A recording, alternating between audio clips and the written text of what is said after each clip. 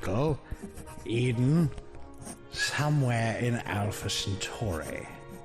Too bloody far away, if you ask me. Regarding those invoices on your desk. Dear Sir, further to the missive of the other day, I would like to tender an explanation as to the invoice on your desk. I had proceeded as instructed to Hutton Orbital, whereupon I met with fellow truckers who very kindly agreed to load the Pool Type 9 lovely craft up with mugs for the mug. In their eagerness to satisfy your trucking needs, there seems to have been a little bit of a manifest error. For with every 30 tons of mugs for the mug, there also happens to have been some gin.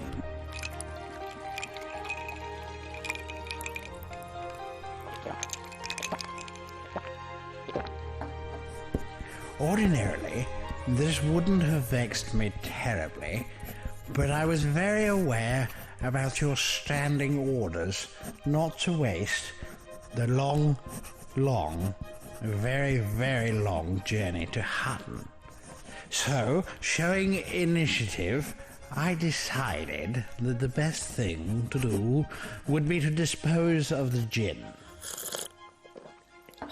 Now, being near the orbital, and not wanting to cause shipping hazards, I proceeded to proceed a few kilometers away.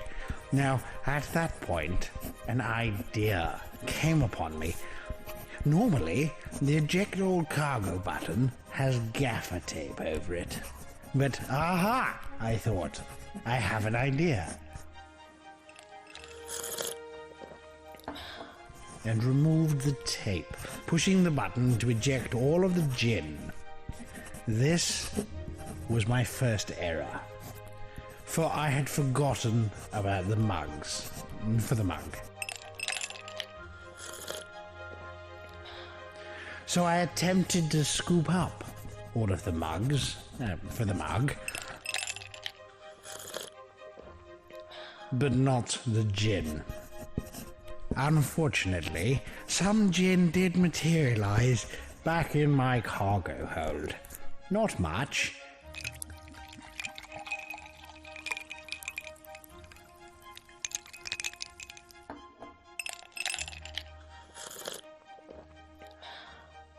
On returning to Hutton, only a few kilometers away, I asked very nicely for some more mugs for the mug.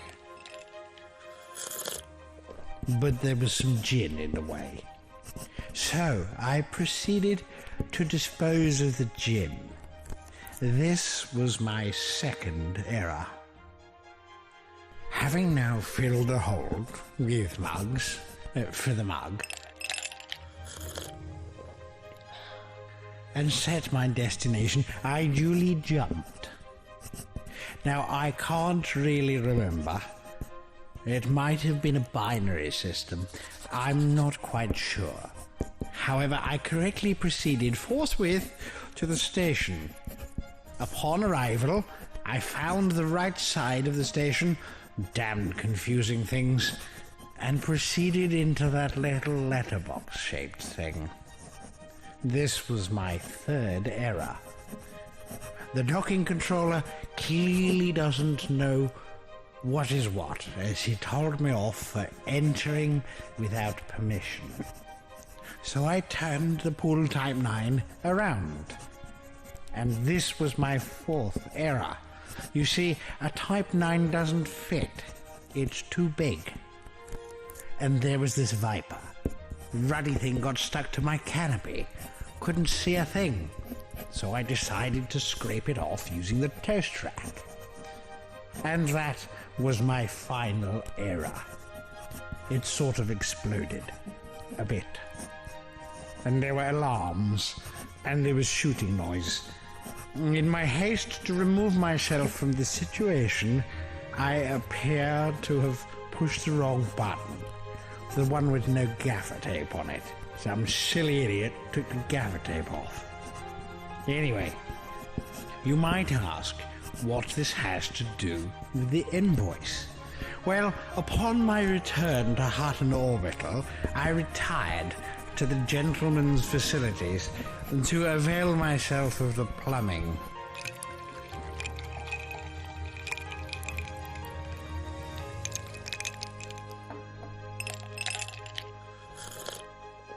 I seem to have committed a bit of a faux pas in Cubicle 3. Your indulgence is appreciated. Sincerely, me.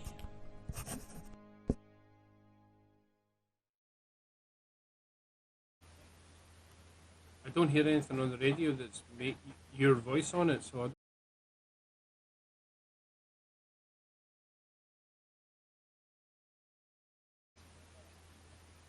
Look, I know we don't normally do this, have a chat and stuff before we start the show, but honestly, we're all in a bit of a flap here. It's usually quite calm in Studio 5, but I don't think we're ready to start yet. We've just installed a new app, and it's got a list of all the places that have to close at 10 o'clock from today. Do you know, I think we're worried that we'll actually get everything done before curfew, especially this Green Room Week. Look, the rest of the team are scanning the document, looking for loopholes, so I thought I'd just come and stand in front of the curtain, as it were, just to let you know that we haven't forgotten it's Thursday, and we're not having any more technical difficulties than usual. We're just working out what we might have to take out of the show. I've started on a list of things we could take out that would bring the length of the show down to a manageable length. Let me see. Dead Meat GF's Boob Contemplation Hour. Yep, better take that one out again. Flossy's Cursatorium, where she's remotely teaching pirates to swear. Don't know if we get that one in before the watershed. No. And don't ask Lithobreaker what he's been doing all week. Okay, yeah, plenty of time saved there. Hang on. What? We found something. Yeah, it's only certain specific places that have to obey the curfew. Such as? Places serving alcohol. The good news is that I've taken care of that little problem. And where else for the curfew? Places of entertainment. We're saved! Quick, let's get on with it! Our mics are live.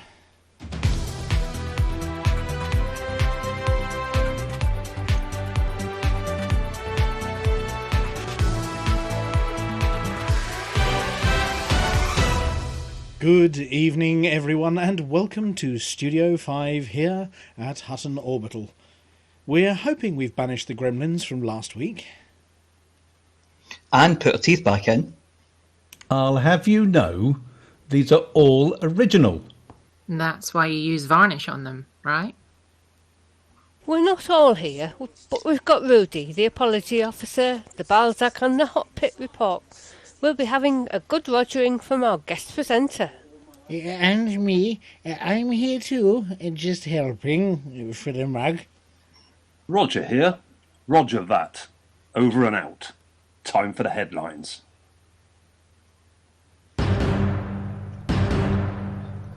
Ranting after Hanky Panky. Mr. Washy does the dirty. Large pad leaves locals livid. Desperation's what you need if you want to be a record breaker. Noctis coining it. All your trophy are belong to us. Mad Monk's Election Funk. And all the rest from the Hot Pit Report. Plus, I've stuck my nose into the warm parts of the community.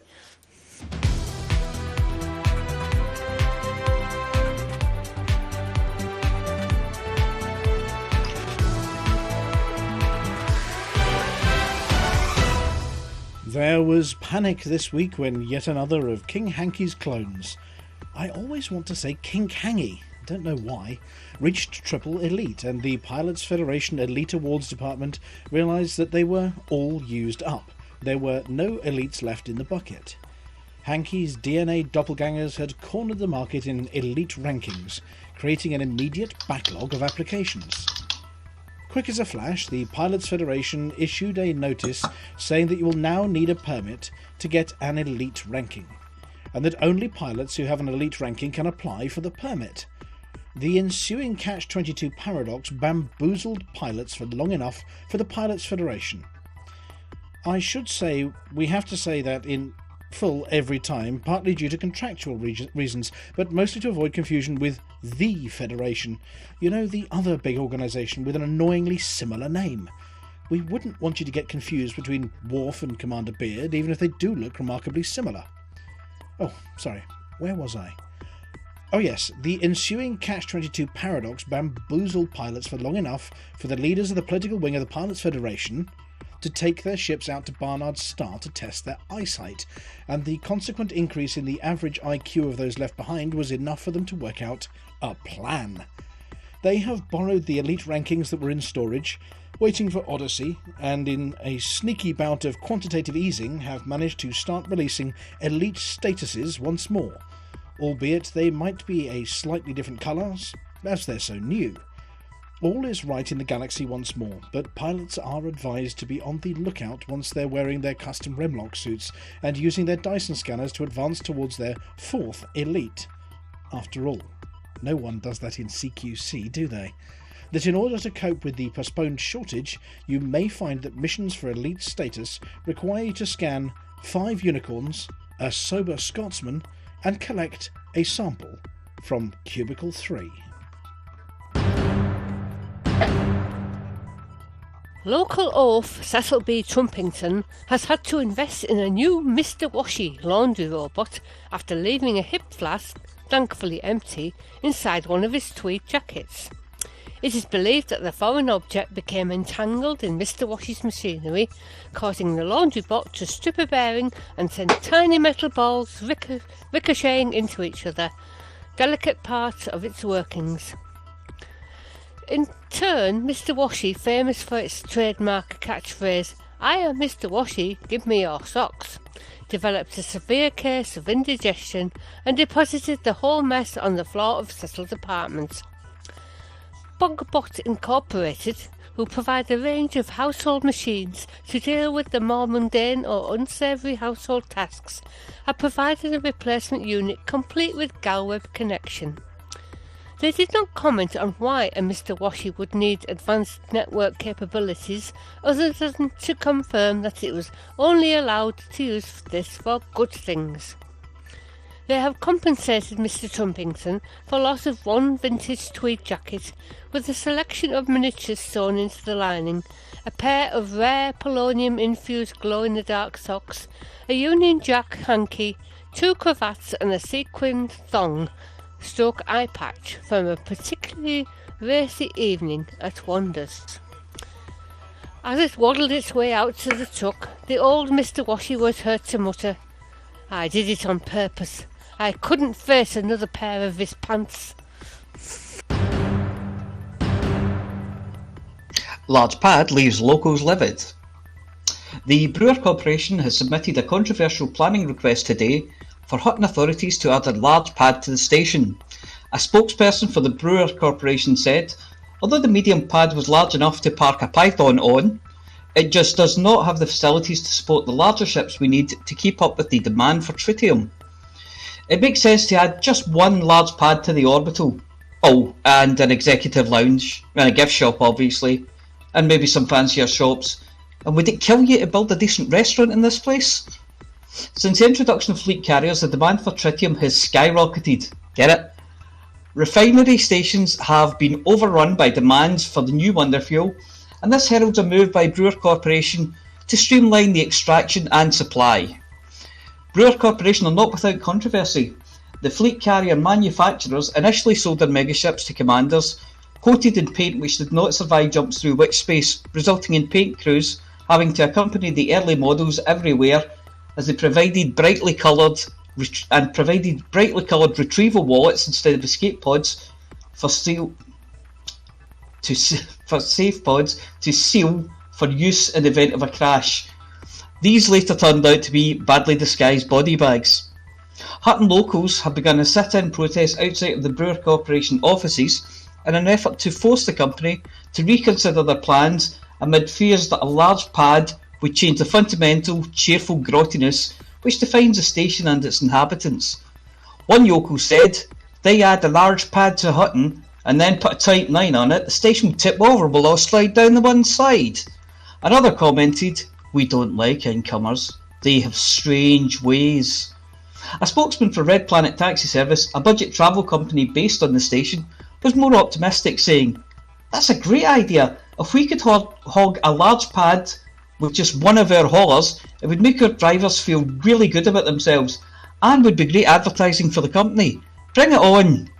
He was then chased off by locals with pitchforks and flaming torches. This reporters thought, get your tritium somewhere else. It's bound to be nicer and you're less likely to get food poisoning or gangrene. Also, why do they have pitchforks in the space station?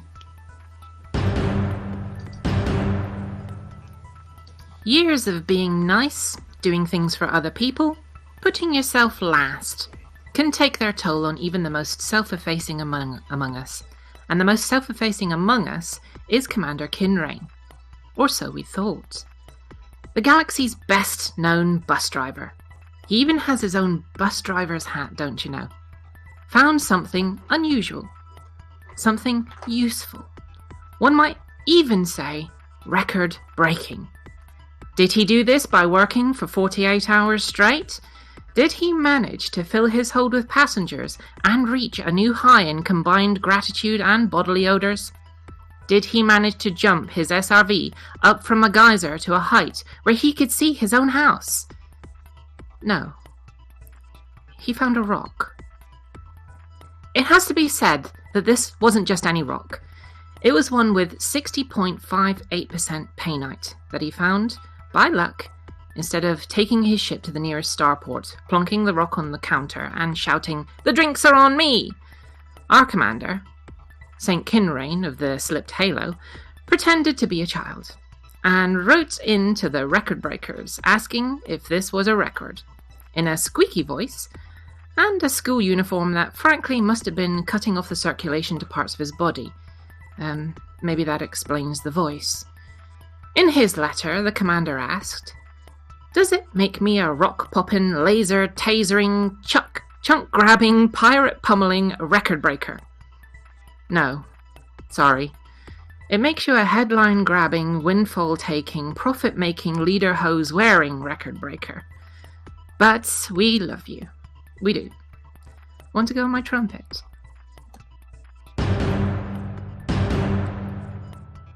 Never let it be said that Major General Nocta Vegas is slow on the uptake. Well, let's just say it once, then never speak of it again. Almost a year to the day since the last ever pizza meet hosted by Commander Brett Riverboat, our selfless charity fundraiser, the Pink Waver of Magic Wands, finally worked out what to do with the gift he'd received from Commander Valaran on that occasion. He'd use it not to get off his trolley, that we've known for a long time, but to get his trolley off. From the others, that is. In for a penny, in for a pound, they say. In this case, it's definitely in for a pound, as he went to his local commodity market and slipped his hard tool into the waiting receptacle, feeling the resistance crumble as he gently tugged. Hang on, who slipped this page from Docker's script into the script? Here's hoping that Major General remembered to recover his Hutton token before returning to his home base. Or someone else is going to be mightily confused when they pull that out. We'd like to say congratulations to the Winged Hussars. After a 2-year project, they've managed what, at this point, is a unique achievement. Their squadron has collected the gold trophy for every single category available to them. Since they're not affiliated, much like the Hutton Truckers squadron, they're not eligible for power play. A huge amount of work has gone into this, not just the dedication of the squadron members, but many, many hours of preparation and an enormous amount of sacrifice of credits, rebuys, ships and modules, and just dedicating themselves to a common goal for an inordinate amount of time. A fantastic example of PWP, which we here at Hutton salute unreservedly. We've only managed to get one gold trophy so far, so maybe it's time we re-examine that. Or maybe we'll just get distracted with mugs again. Having all that bling in front of you at once does look a little impressive, even if it does mean you need to get sunglasses for your Hollow Me.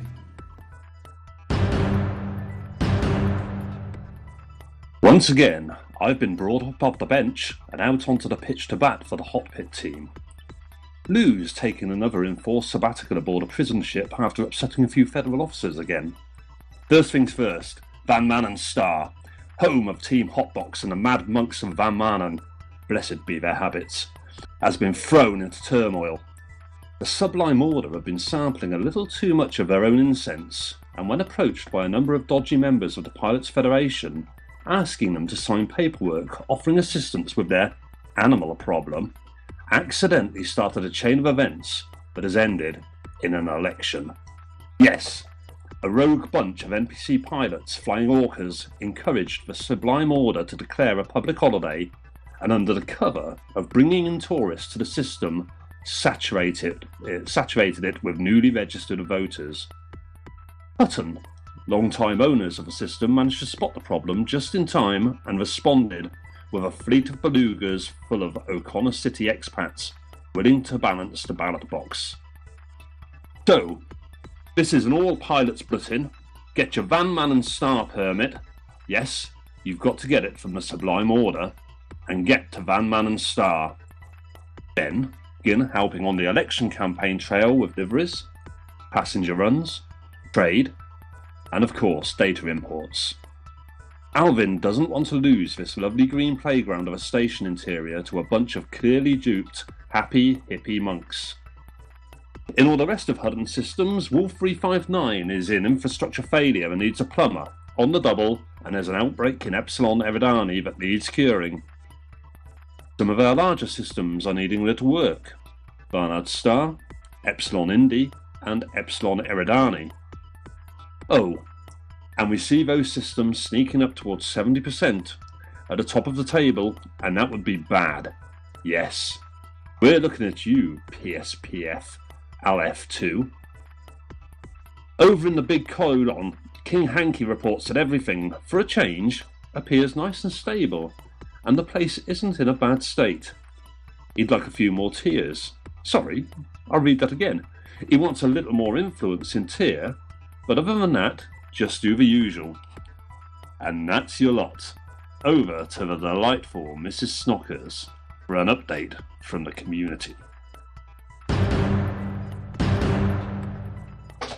A fairly quiet week as far as community organised events are concerned. Operation Wolf Hunt is in Step 2 to push LP 734-32 down, in which they are at 5.4 influence in Wolf 562 and need to be brought down below 2.5%. The latest from Turning the Wheel is that they are now pending expansion in 5455 to take them towards Sol, and they are in war for ownership of Turdetani. They say that they have worked out negotiations with Lave to move in once they expand from Turdetani. Apparently everything looks good to test Phase 1 for Halloween, Phase 3 before Thanksgiving, and Phase 2, LFT 509, they are going to try very hard for around the end of the year. If you're organising an event and you'd like us to mention it, then please let us know. If you're running an event and want everyone to hear about how well it's going, let us know and we can try to include your report in the news. Well, that's it this week for the community organised events. Later on, Flossy will tell us all about the community goals from the Pilots Federation. I can't wait to hear what she's got to say.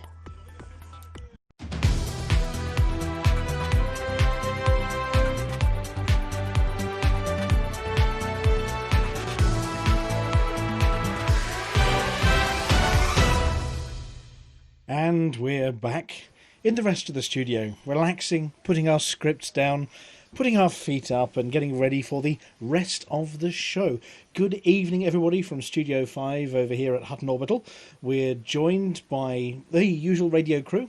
We have Commander Flossy. Good evening, Commander Flossy. Good evening. And you've been busy scribbling away, ready for later? Yes, been getting everything ready for posting and finding out how far everywhere is and things, yeah. Where we got to and where are we going and what does it all mean? And isn't there a song about that somewhere? Yeah. The meaning of life, also known as the community goals. Yes. But you've got some updates, some special news, some new stuff, some old stuff, some community-created stuff, all that sort of thing, you know.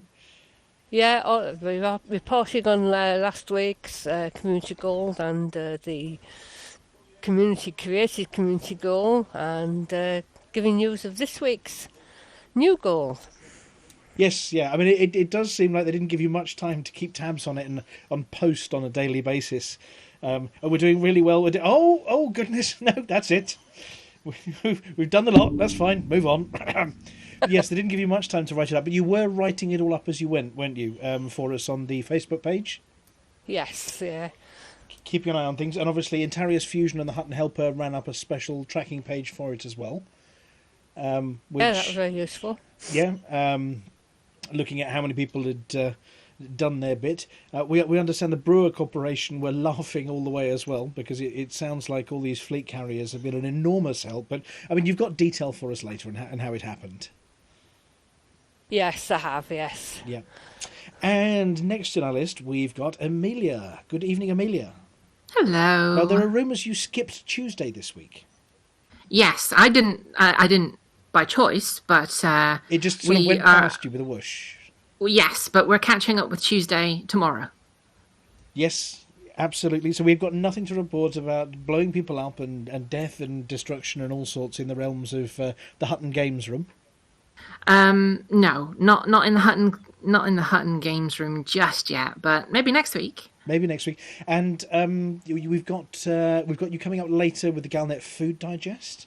Yes, I'll be trying out baked Greebles. Baked Greebles. Ooh. Have you brought a sample with you for us, just to try? Well, it's a very small sample. They are very rare, you know, and they're expensive. And I'm assuming they're very tasty, which is why there aren't very many left on this plate. Well, you'll find out later.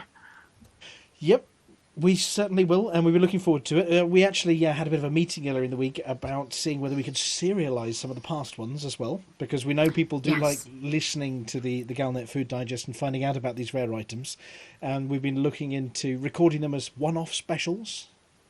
This is something we're working on. We have all the previous ones ready and raring to go. I just have to get off my bottom and sample them all again first?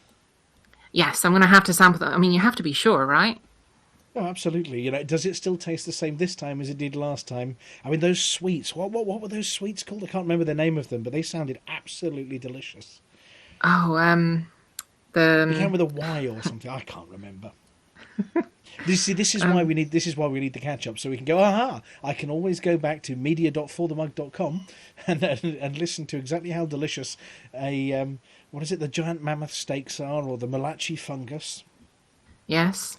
And in fact, this is a quick one to cross over back to Flossy. I think you might be mentioning one of these tasty treats that Amelia's talked about before during your CG bit. Yes, I think I may be, yes. So some of the caviar, maybe? Yes, of course. The Esuseku caviar, yes. Yeah. Obviously on tiny little blinis. But some of these things, Aemilia, obviously, you know, they're rare and they're supposed to be and they are delicious, these things that you try out. I mean, you wouldn't eat them if they weren't at least partially tasty. Well, I mean, they have to be dangerous. There's a certain risk involved. LTT Hypersweet, that's what it was. LTT Hypersweet. That's the one. Yes. And so, you know, there is an element of danger in your job that you do for this studio.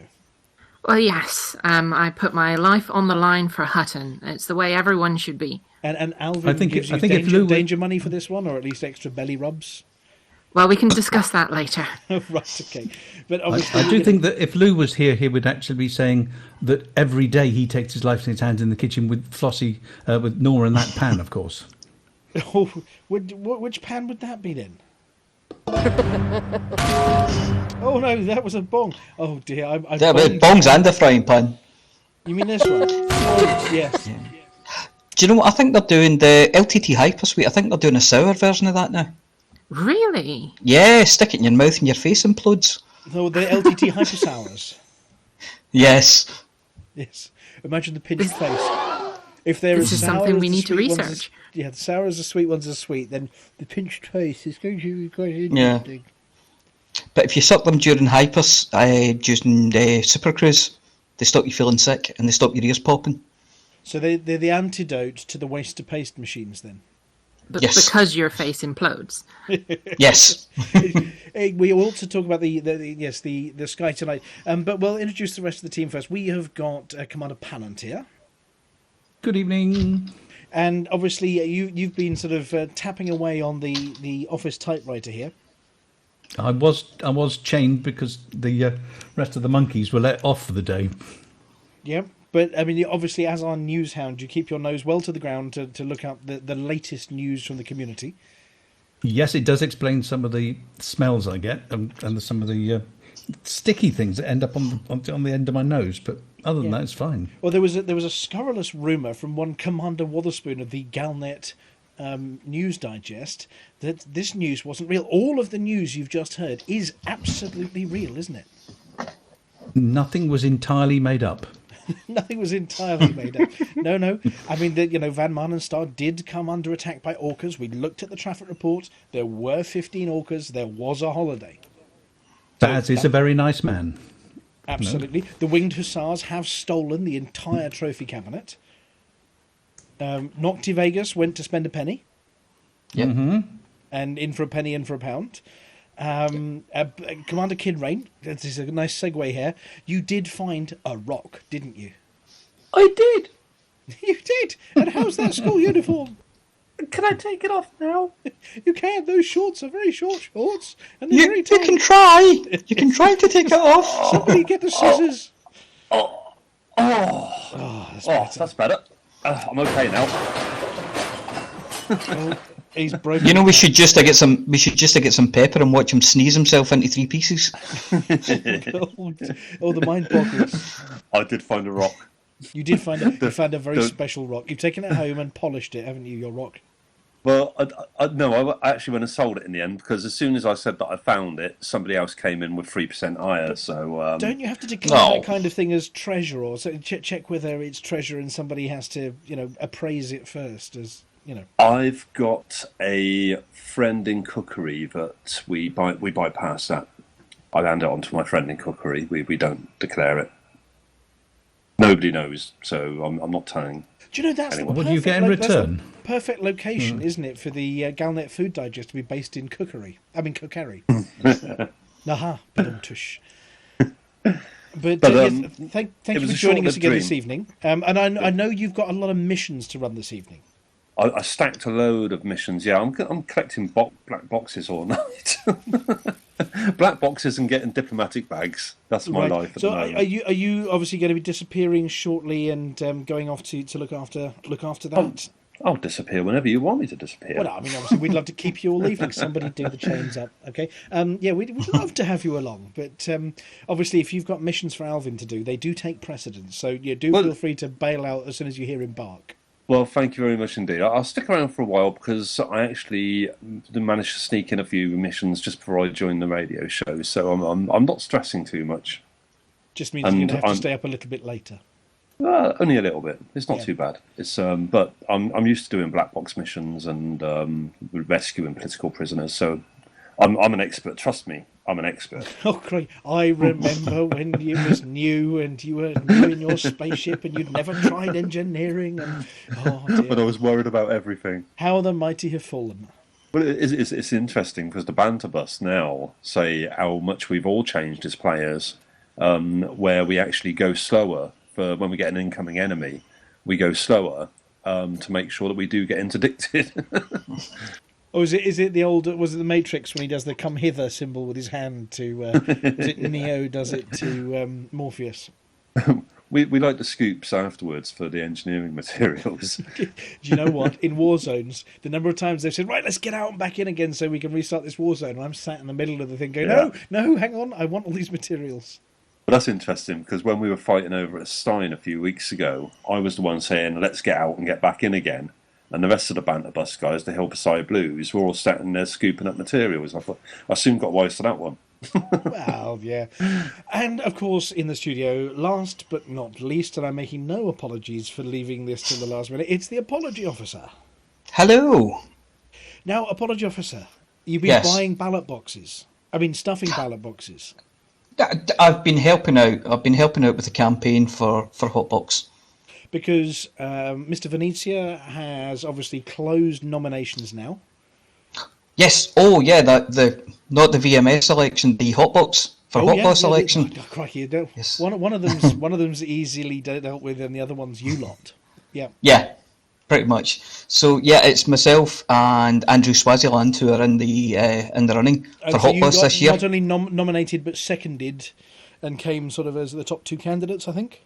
Yeah, pretty much. So it's a 2-horse race this year. They've brought it down to 2 people. We're doing it American style, and campaigning started tonight. What I would say is Andrew's a fantastic candidate, and you should really vote for Andrew. Vote for me. And obviously, I'm obviously campaigning on your behalf because a lot of apologies are needed from Team Hotbox. And yeah, well, that's me in trouble then. They just send you a script every week, and you just go with the "I'm very, very, very." See, I'm so sorry. Yeah. I'm so sorry. But obviously that's going to be open for a few more days, I think, isn't it? Yeah, it's about another week. I think we've got about another week. The 30th is when it finishes, so end of the day on the 30th. And do you have to fly spaceships with your thumbs in order to vote, or is it open to everybody? Well, no, Mr. Venezia has opened it up to everybody this year, so anybody can just pop in a vote there. So those of you who are in the chat, I can see the Litho Breaker and the Naughty Body Wash and Shoreside Customs. All of you are eligible to vote. In fact, you can even vote for yourself, can't you? No, you can only vote for one of the 2 candidates. You vote for yourself, but it won't be counted. You can vote for yourself. Oh, I can? Oh, yeah, but I wouldn't. I think everybody... Honestly, I would recommend people vote for Andrew. Vote for me.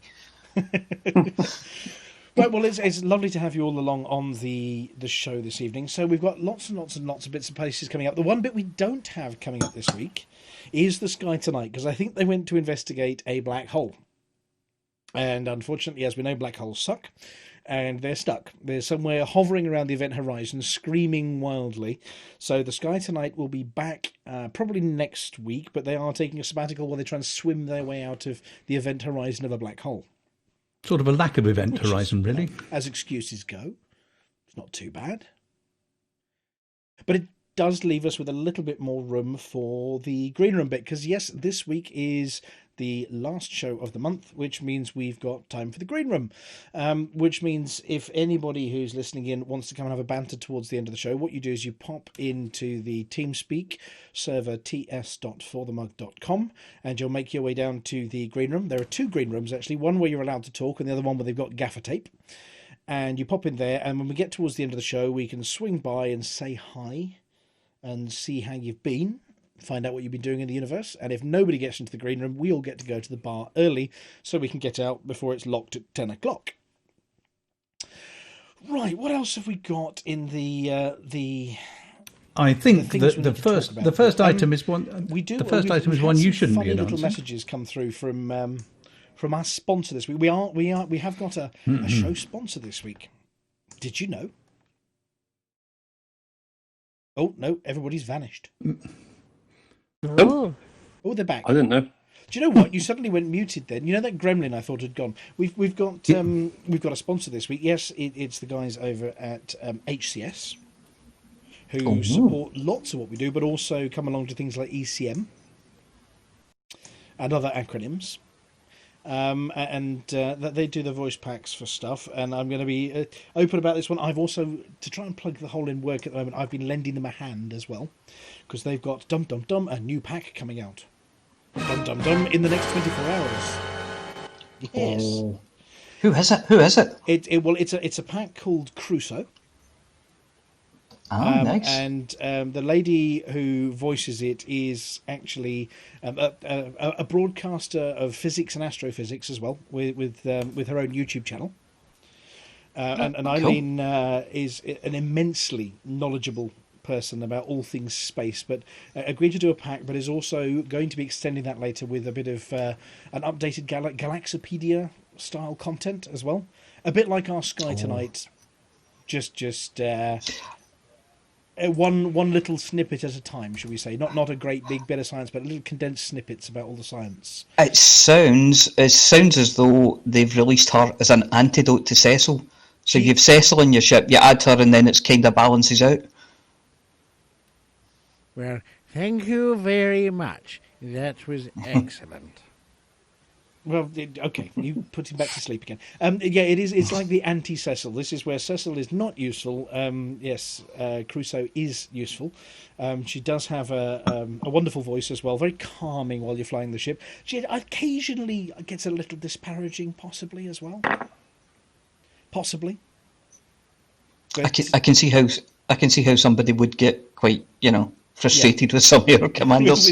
Yes, just saying "duh" when you've asked a stupid question, that kind of thing. But yeah, and we actually snuck into their studios and got a couple of bits and bobs as well that we nicked off their broadcast equipment. So we'll just have a quick question. Apology, officer. I mean, yes. Of the ones they've got, do you have any one or two particular favourites? No, they don't work on Xbox. I know, but do you like any of the voices? You know what I mean? Are you a fan? There's loads. I think I've heard the sample of the Brian Blessed one, and that just sounds fantastic. Well, funny you should say that. Trying to fly a spaceship with Brian Blessed shouting in your ear. We have fantastic. A recording from inside Cecil's cockpit. Say what? Yeah, would you like to hear it? Here's the question. Yes, please. Right, just stand well back from your headphones. I'm going to push this button. Damn and blast it! You think that's funny, don't you? I spilled my drink. Oops. Just pick up everything. Go on. No fucking way. If they ask, I'll say you did it.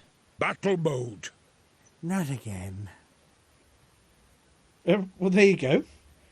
Fantastic. That was inside Cecil's cockpit. That a nice bit of sweary Brian Blessed there as well, which is always good. Now, obviously, I do have to say that those particular sound effects tautology. Are not available. Tautology sweary. are not available in the packs themselves. Not unless you do an awful lot of digging. Those are specials that Cecil came across. Though, if you do have Commander Kinrain, the all money goes to special effect Cecil pack from HCS, you might find these hidden amongst the sound files, or you might have to ask us or ask Cecil very, very nicely. But what about you, Commander Kinrain? Because I'm going to just do a couple of these because they sent us some stuff this evening. Do you have a particularly favourite voice aboard your ship there? Mine is the Brian Blessed. So we've had that one. How about a runner-up for you? A runner-up. Whoa. I mean, are you a fan of Red Dwarf, or are you more of a Trek kind of guy, or a? No, I'm more Red Dwarf than Trek, to be honest.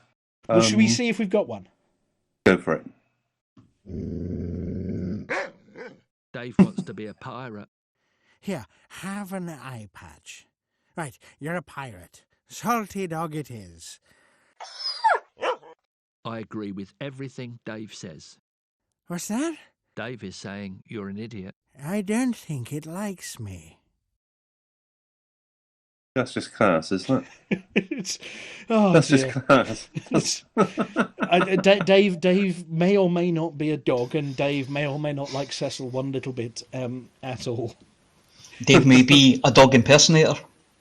No, I think Dave's real, you know. Of course he's real. That's funnier than Trek. It's got to be, hasn't it? Yeah. Yeah. Well, Dave has an awful lot to say. I'm never quite sure whether Leo's looking at me funny. Sorry, dude. Did someone see a dog? Get in your basket. I'm a dog person. Dave thinks you're a knob. Dave's right. He really doesn't like Cecil at all. Yes, that was Leo from that side as well. We've got a couple of others for you. We can put in through the show. So have a think. If the chat channels have got any particular favourites and want to hear if we've got any banter with them, then we may have 3 others that we've got all programmed in as well. Special treats. Okay. We'll save those. Talking of treats, I think yes, somebody had a treat earlier this week, didn't he? Yeah, it was Dave Torrance. Skip over it. It was Dave Torrance. Happy birthday! It was a different Dave, wasn't it? Different Dave. No, it was the birthday of our very own Vantier. No, it wasn't. Who is now 111 to 12 years old. I'm 21. I'm 21, and I always will be. How many times have you been 21 now, David? More than once. More than 21.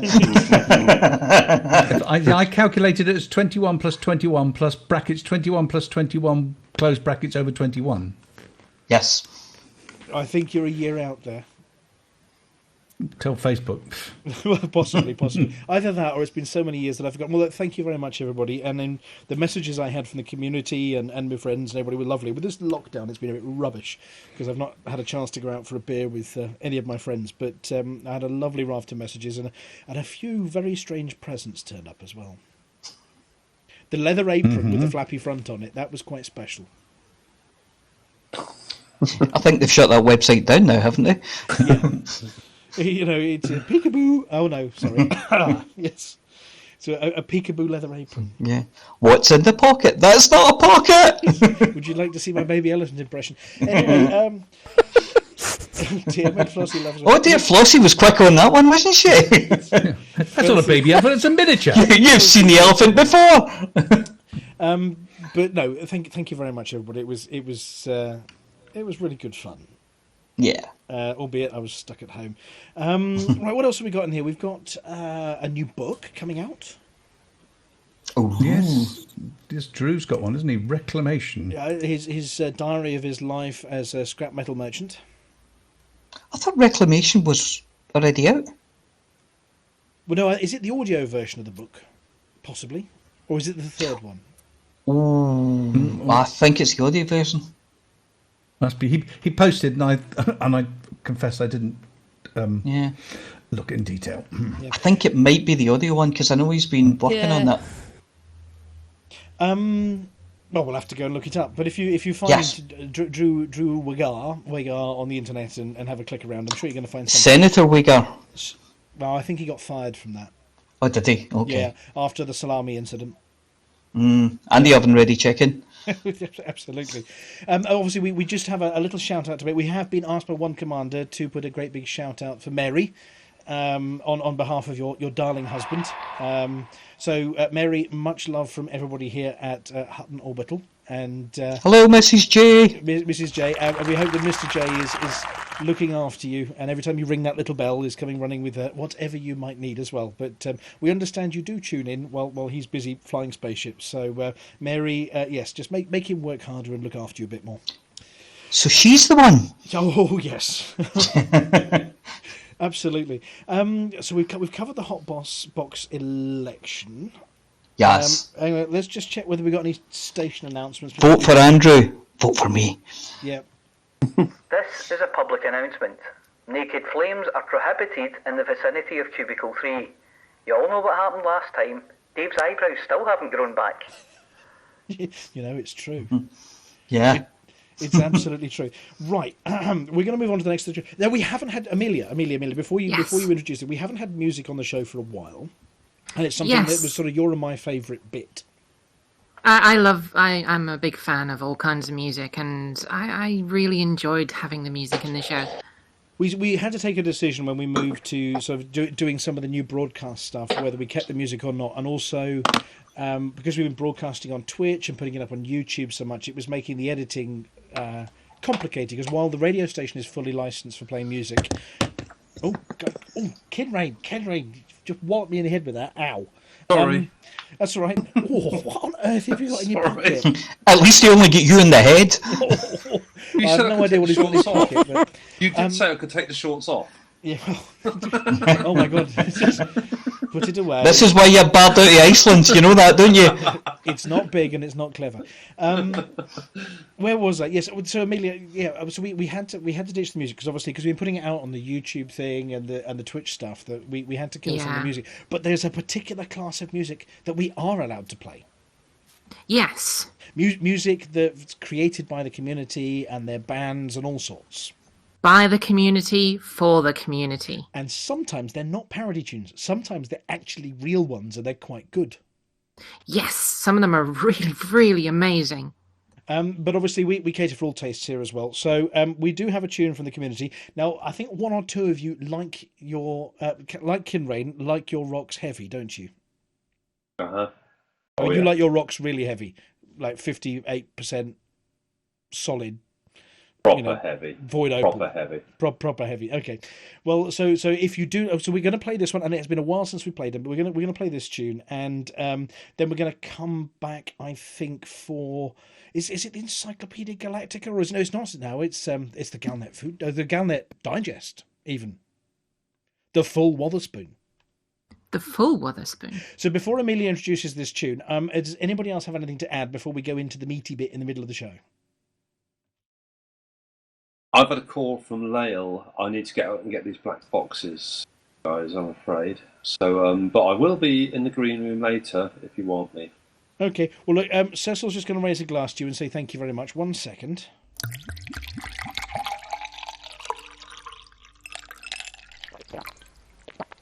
Nice.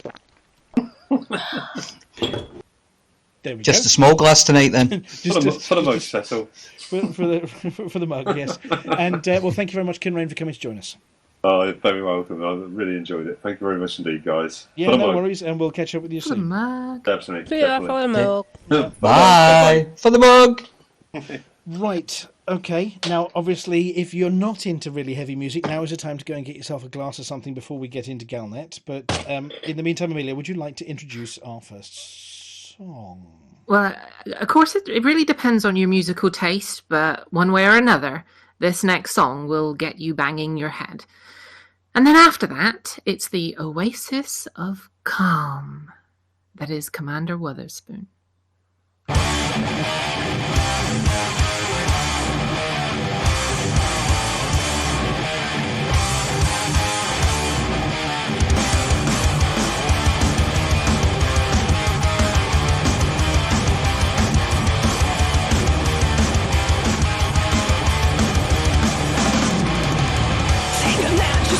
Damn fast, and then you hit the ground. You're creeping up from behind. You didn't hear a sound.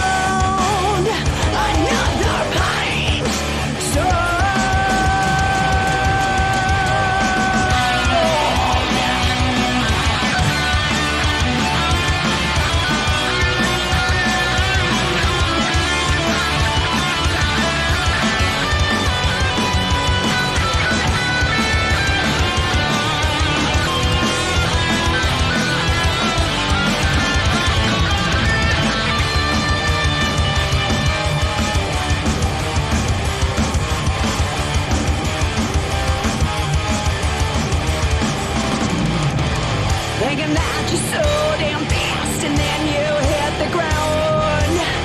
Come creeping up from behind, you didn't hear a sound. Thinking that your world is draining, drowning misery. Make no mistake about it, that's your destiny. Time plays the game on you, and it's the only way. Tramp down the well of sorrow, die another day. You feel your life fall another height. So you feel your life fall another height. So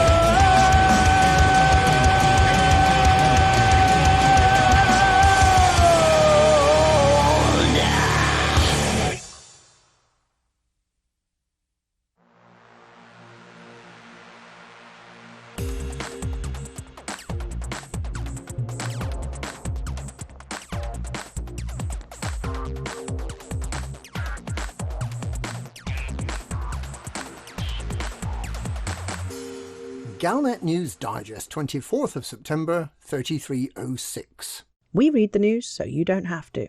In this week's news roundup, The Herald on Harold. get yourself a Gutermeier. Bring out the clones. Excellent. Imperial taste. The Herald on Harold.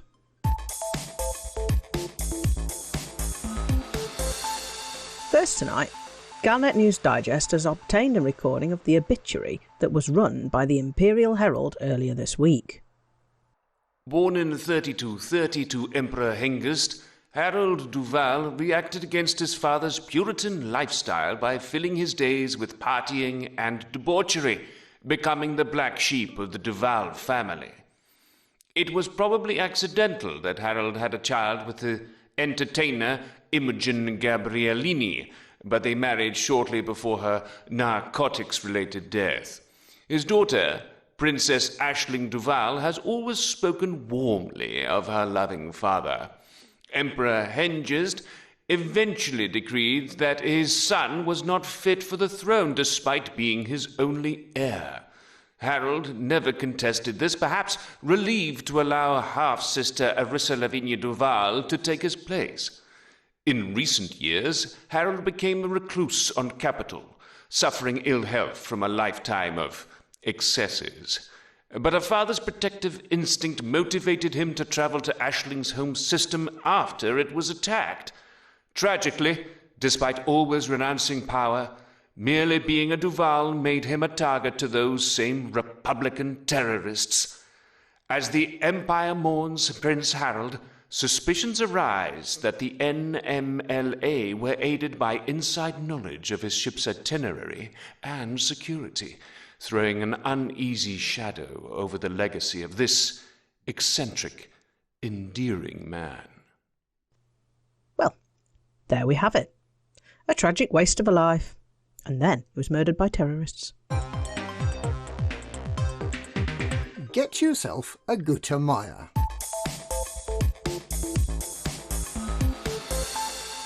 The state funeral for Prince Harold the Mad, son of the late Emperor Hengist, half-brother of Emperor Arissa and father of Princess Aisling, is being held at the Hall of Martyrs on Capitol.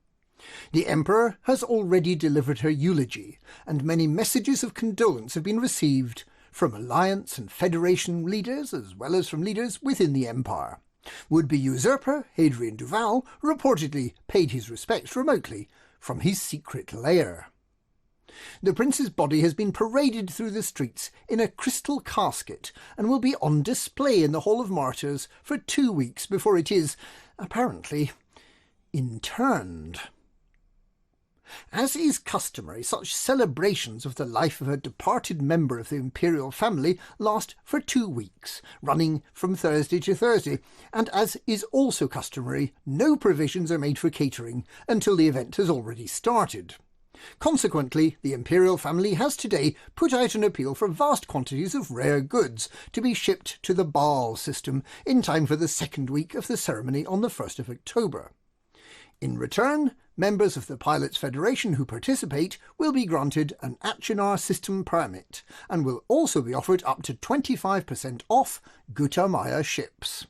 So, it's not all bad. Perhaps old Harold was good for something, after all.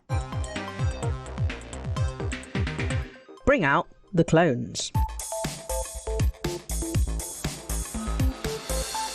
Scientists are becoming concerned about the number of people rescued from the 4 stations damaged by pro-Republican terrorist bombs on the 10th of September. While it is hard to be completely sure about just how many inhabitants each starport had, suspicions are growing that the number of individuals rescued over the 2 weeks exceeds the most optimistic estimates of the number of survivors at each of the stations. At Greedo Market, for example, the Hutton truckers alone rescued well over 250,000 souls, with the total number rescued from that starport by all pilots estimated to be in the region of 8 to 10 million.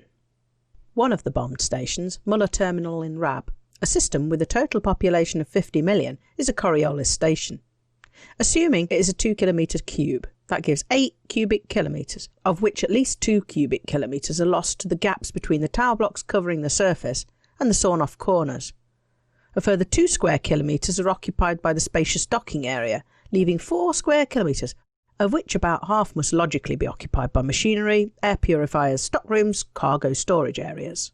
Have you seen how many hundreds of thousands of tons of cargo those stations hold? If we assume a population of 10 million in a Coriolis starport, then the living area must be incredibly cramped, something like 20 times higher population density than New York had before World War III.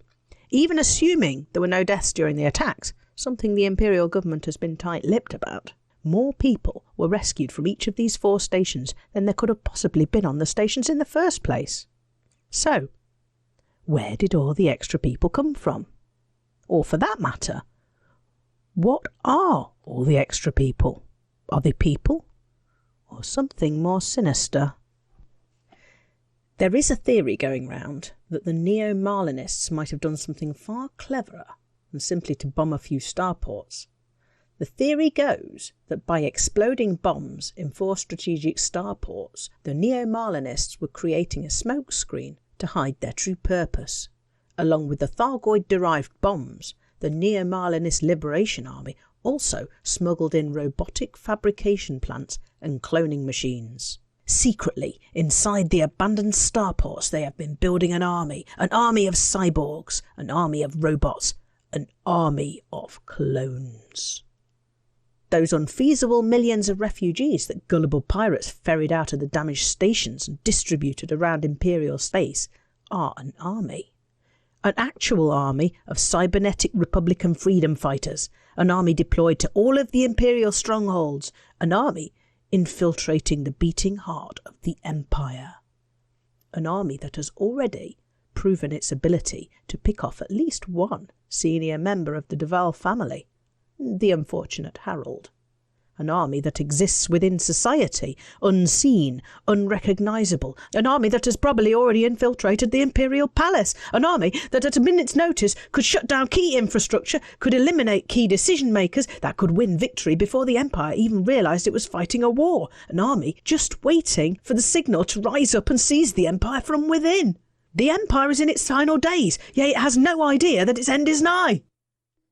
Of course, there is also the theory that the Neo-Marlinists might just have planted a few bombs on starports, and that crooked Imperial tour operators shipped in vast quantities of ex-slaves to the damaged stations to take advantage of the generous compensation and resettlement scheme set up for alleged victims of the terrorist bombings. The Empire about to be ripped apart by a clandestine army of cyborgs? Or Imperial citizens making money by abusing a compensation scheme? Which is the truth? You decide. In the meantime, now that the fires are out, the effort to repair the stations started this morning. The stations have published shopping lists of the slightly bizarre repair materials they need, including normal supplies such as emergency power cells, insulating membranes and auto-fabricators, but also some more exotic components such as indium and beryllium. Do they even realise how dangerous beryllium is? There's going to be a mass poisoning at these stations before the month is out. You mark my words. excellent imperial taste.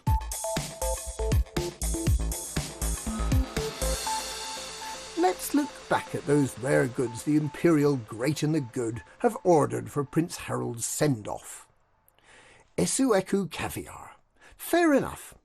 What's a good drink to go with caviar? Vodka, surely. But instead, those Imperial wannabes have ordered Lavian brandy, which will totally overpower the taste of the caviar. Total waste. They've ordered Ngadadari fire opals, which are said to remind them of the fire of the birth of the Empire. That's presumably the fire of the shuttle that crashed with the head of the Achenar Republic, Marlin Duval, on board when her brother decided a little sororicide was in order if it cleared the way to seizing power. Mining for the fire opals has resulted in the virtual destruction of the planet on which they're found. And they've ordered Kamitra cigars, said to be the biggest cigars in the galaxy, and an excellent way to end your days, presumably sooner rather than later. And despite all that, the Imperial family still thinks it has excellent taste. And that's this week's Galnet News. Galnet News. We read the news so you don't have to. Those Imperials, they're a bloody disgrace.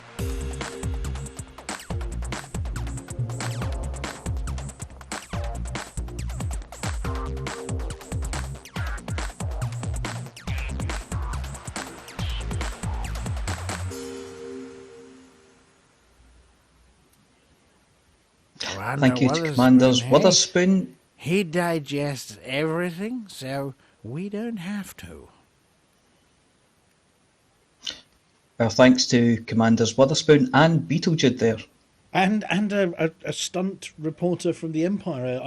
I didn't recognise that extra voice there. Sounded like an Empire stooge. Or darling. Are you sure it wasn't one of the LCU clones? I mean, there was a hint of a recognisable voice in there somewhere. No, it's not. I have asked the Oracle, and the Commander W has told me. Are we allowed to reveal who the Imperial Well, he told me. I thought it was. I thought it was an interesting obituary, considering it was written by people who like him, supposedly. Yes. Well, good use of the word debauchery there. The Empire is a funny place. On second thoughts, let us not go there.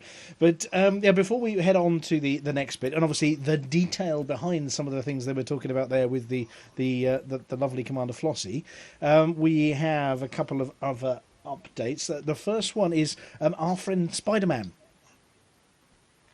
We remember our friend Spider-Man. Spider-Man Games. Yes, Spider-Man Games. And they had a couple of updates for us this week. They sent out one about the second half of the shipments of battle cards, because the warehouse that they were using went into lockdown. They came out of lockdown, they went into lockdown, and then went on a go slow, and there was much gnashing and wailing of teeth. I mean, you know what I mean. And so the entire remaining shipment had been picked up by Big Truck, all safely, of course, and taken to new warehouse facilities. And they have said they are now resuming the shipments from New Warehouse, who I believe they're partnering with for their future projects as well, and getting the remaining battle cards packs out there. So those that have been waiting patiently, we should be hearing some good news in the next week. Oh, that's excellent. I'm still waiting on mine. And their new project, the Ice Dice. The Ice Dice. Which looked very cool. Pun intended. Oh. That was seamless, Aemilia. You could have given me a seamless. Seamless. There we go. Nice. I earned that seamless. The Ice Dice launched earlier this week, and I don't know whether one of the team has managed to get their hands on the statistics at the moment. But if not, I'm rapidly looking. I think Kickstarter ones, yeah. When it was on Kickstarter, it was. It's launched on Kickstarter, but if you go to they were going for £4,000, and they got nearly £170,000. Wow! Nice.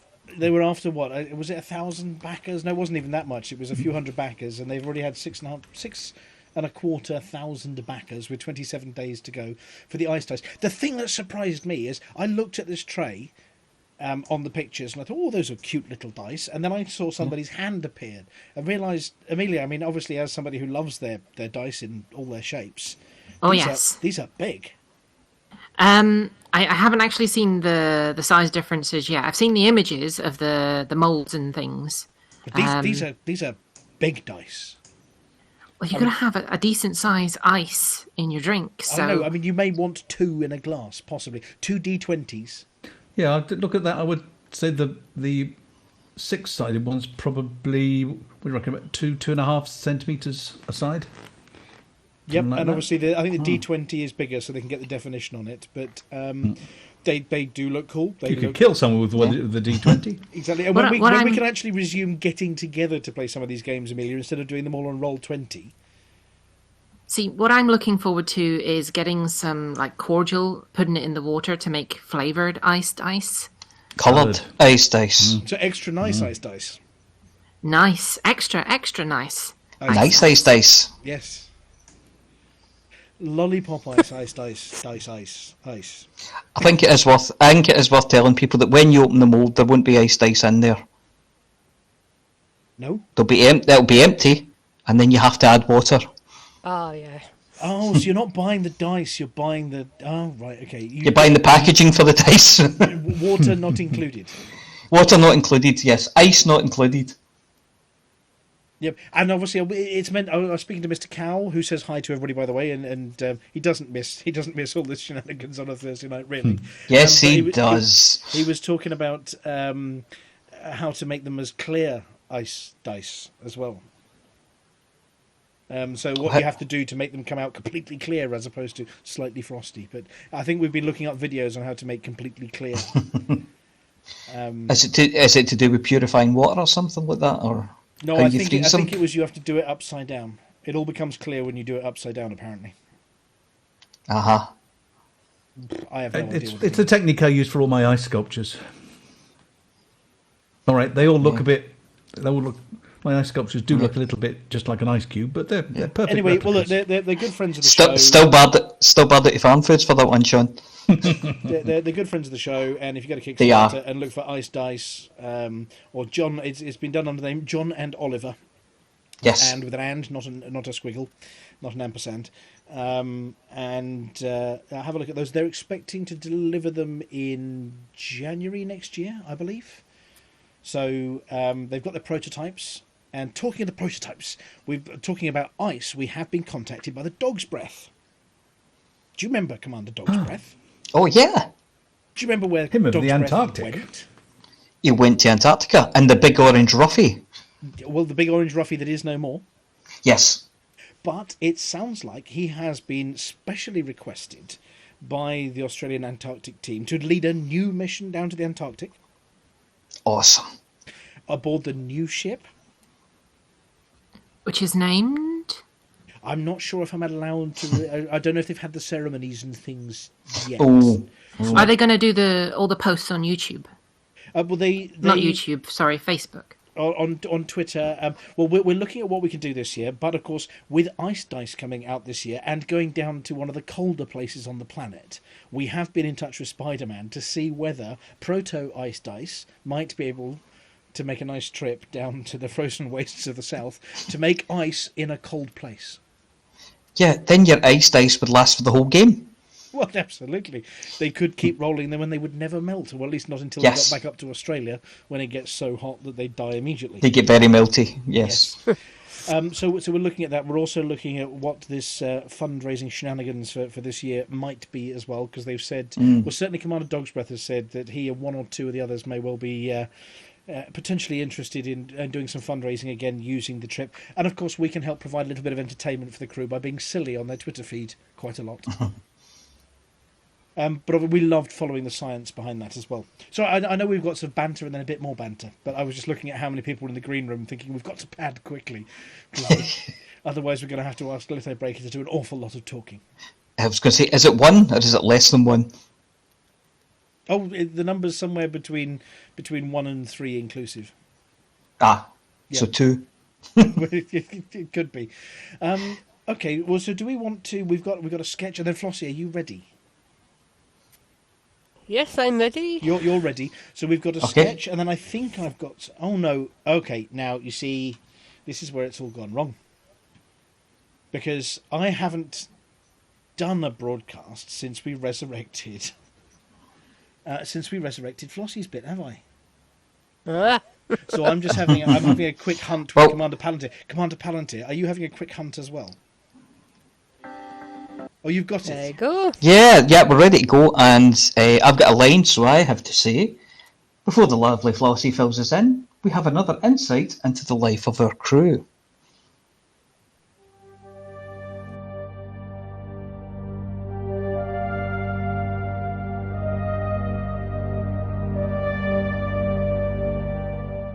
And now, it's time for a quick peek behind the curtain.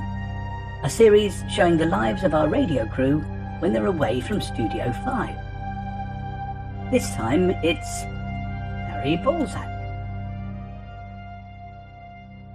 Harry likes nothing better than to drop in unexpectedly, especially if there's a cup of tea on offer. And despite his legs not being as strong as they once were, will still attempt to dunk if it's for a good cause. Harry is a versatile performer and has frequently dropped everything at a moment's notice and been buck naked. Rumours that professional jealousy was the reason that Buck retired from regular broadcasting have been denied. And the scuttlebutt is that the exact opposite is true. Any job simple enough to be done by a Balzac doesn't require someone as erudite, sophisticated, and indeed hairy as Buck.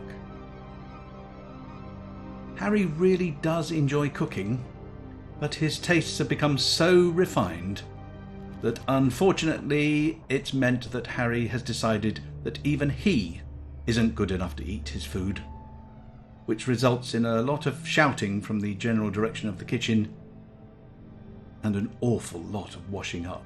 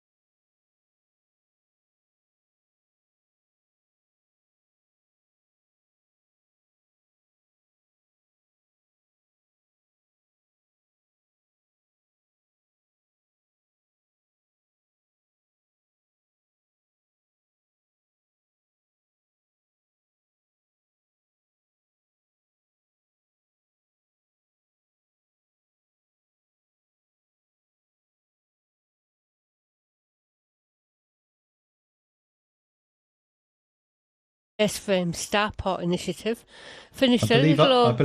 I believe we're not broadcasting. Oh. My apologies there. I put gaffer tape over Flossy. Oh, nice. I was all set up to mash a button. Then I didn't mash a button. Then somebody else mashed a button, and then I didn't mash the button that I was supposed to mash. So, let's do this again. They'd like to think we're playing a prank. No, we are back. We are back. That was my fault. I'm very sorry. Apology, officer. Apology, officer. Are you there? Yep. I'm here now. I need we an are apology. very, very sorry for the interruption to your programming this evening. Well, Flossy will now be. Flossy for me. I'm just about to. Yeah. Ooh, I wasn't quick enough, and then you get hit in the head with a frying pan. That's so sad. I'd like to apologise on behalf of Vantian to Flossy for his bungling incompetence. We're so sorry. Seamless. Thank you. Okay. Oh, shall I just start again, or... Go on then, we had the music. We've had the music once. Tune again, we've had the music. Right, okay. Do whatever Flossy says. Flossy here with this week's CCCG's update, 24th of September 3306. Last week's CGs finished extremely quickly. One, the Steel Castle Starport Initiative, just after 12 UTC on Saturday, with 15 million and 21 tonnes collected, so that all 5 stations will be converted. The second one, the Kavanagh Spaceframe Starport Initiative, finished a little over 12 hours later, shortly after midnight UTC on Sunday morning, with 15,228 tonnes collected, so that all 5 of their stations will also be converted. The terrorist attacks final numbers. The fires are out and station repairs have been started.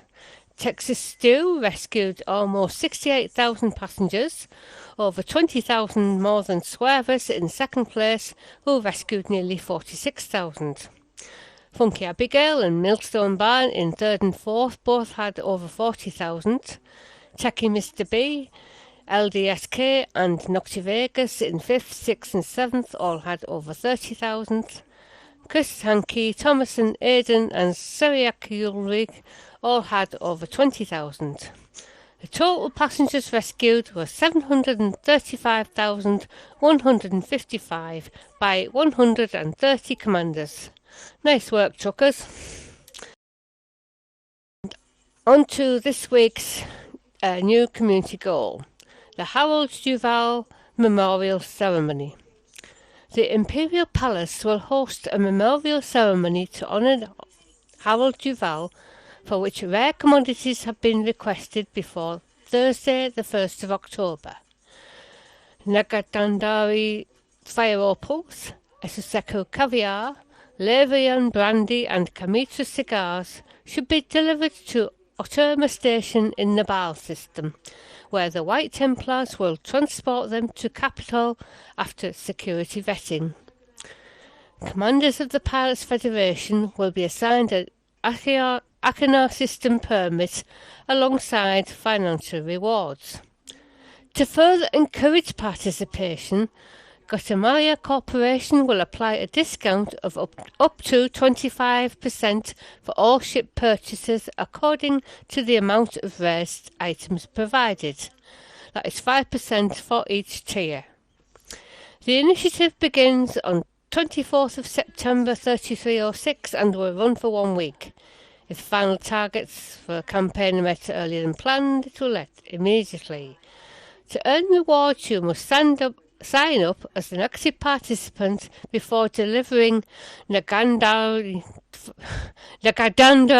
fire opals, Esuseku caviar, Lavian brandy and Kamitra cigars to a Terma station in the Baal system. And that's it for this week's CG News. Flossy told you what to do. Thank you, Flossy. It's really nice to see that first pair of CGs wasn't just a flash in the pan. Now, before we move on, another message from Cecil's ship. I say, it's Cecil here. I think I've tuned in to the right radio station. Is this Hutton? I'm Cecil. Cecil? You think that's funny, don't you? It's Cecil. Cecil, please, are you kidding me? Cecil. Cecil? Cecil. Nope, we're stopping right here. All right, I give up. Oh no, it's no good. Self-destruct sequence initiated. Look, you're going to get me into awful trouble. Let's not make a habit of this, shall we? Right. Anyway, look, now it's time for Hutton's Sports Report.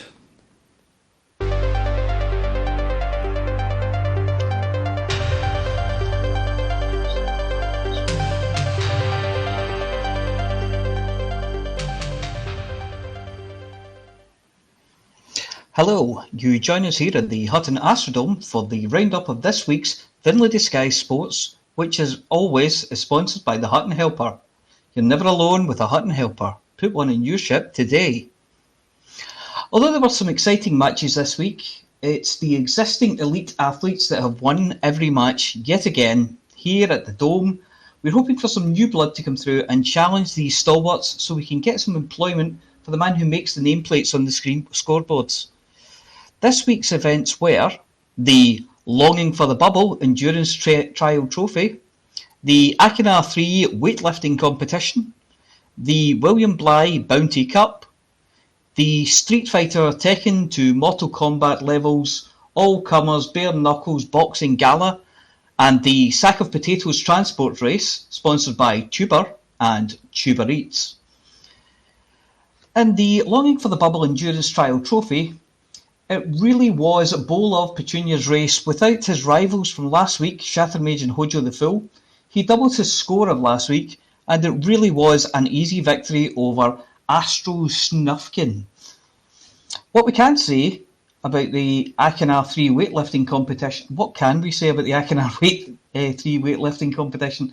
Not much, except that none of the competitors were Olympic class. However, Cassie Online did manage to beat C-Pot by a margin of about 10%. Sailing out in front in the William Bligh Bounty Cup, Alex Zuno easily vanquished all rivals, leaving them in his low wake. Whilst this wasn't a record, it was nevertheless a respectable win.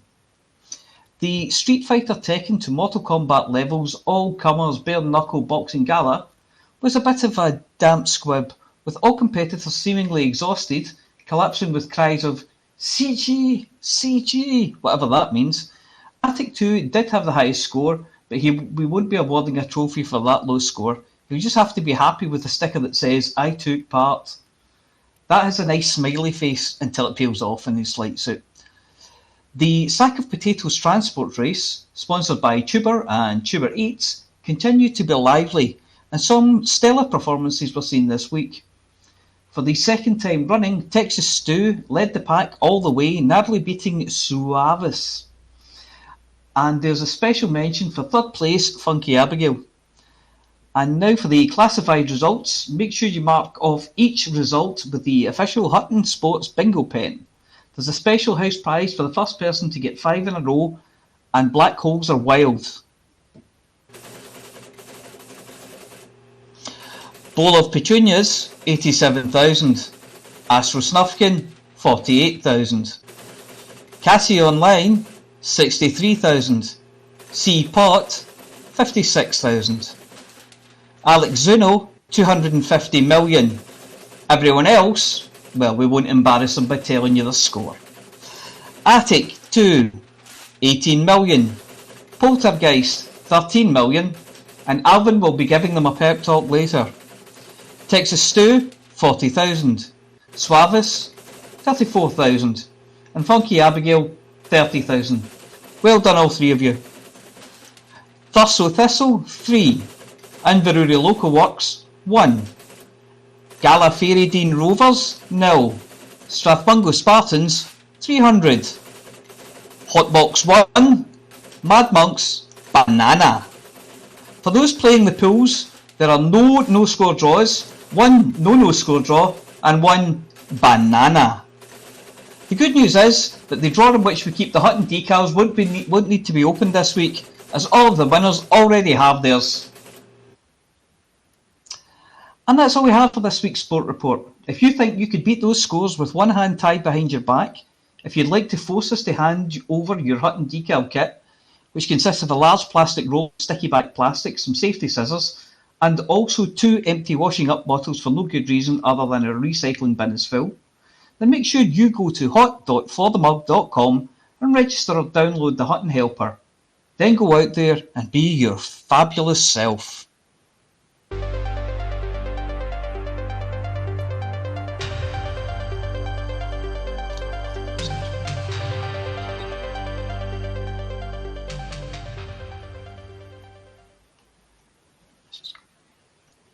Thank you very much, Apology Officer.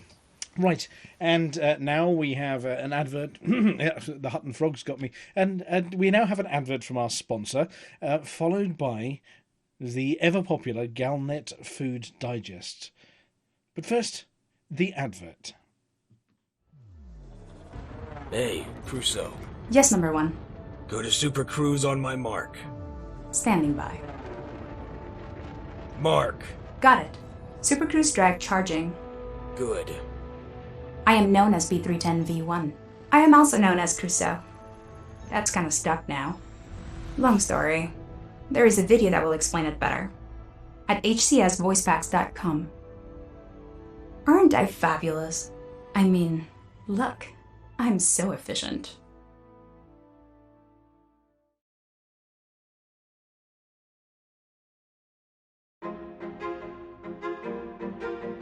This is Aemilia Hawke, reporting for the Galnet Food Digest. We try the galaxy's rarest and most dangerous foods, so you don't have to.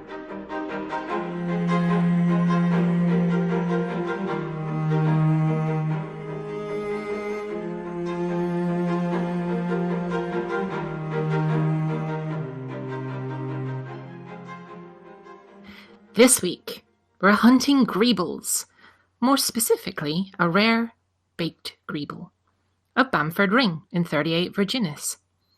If you look up Greebles in the dictionary, you'll find two entries.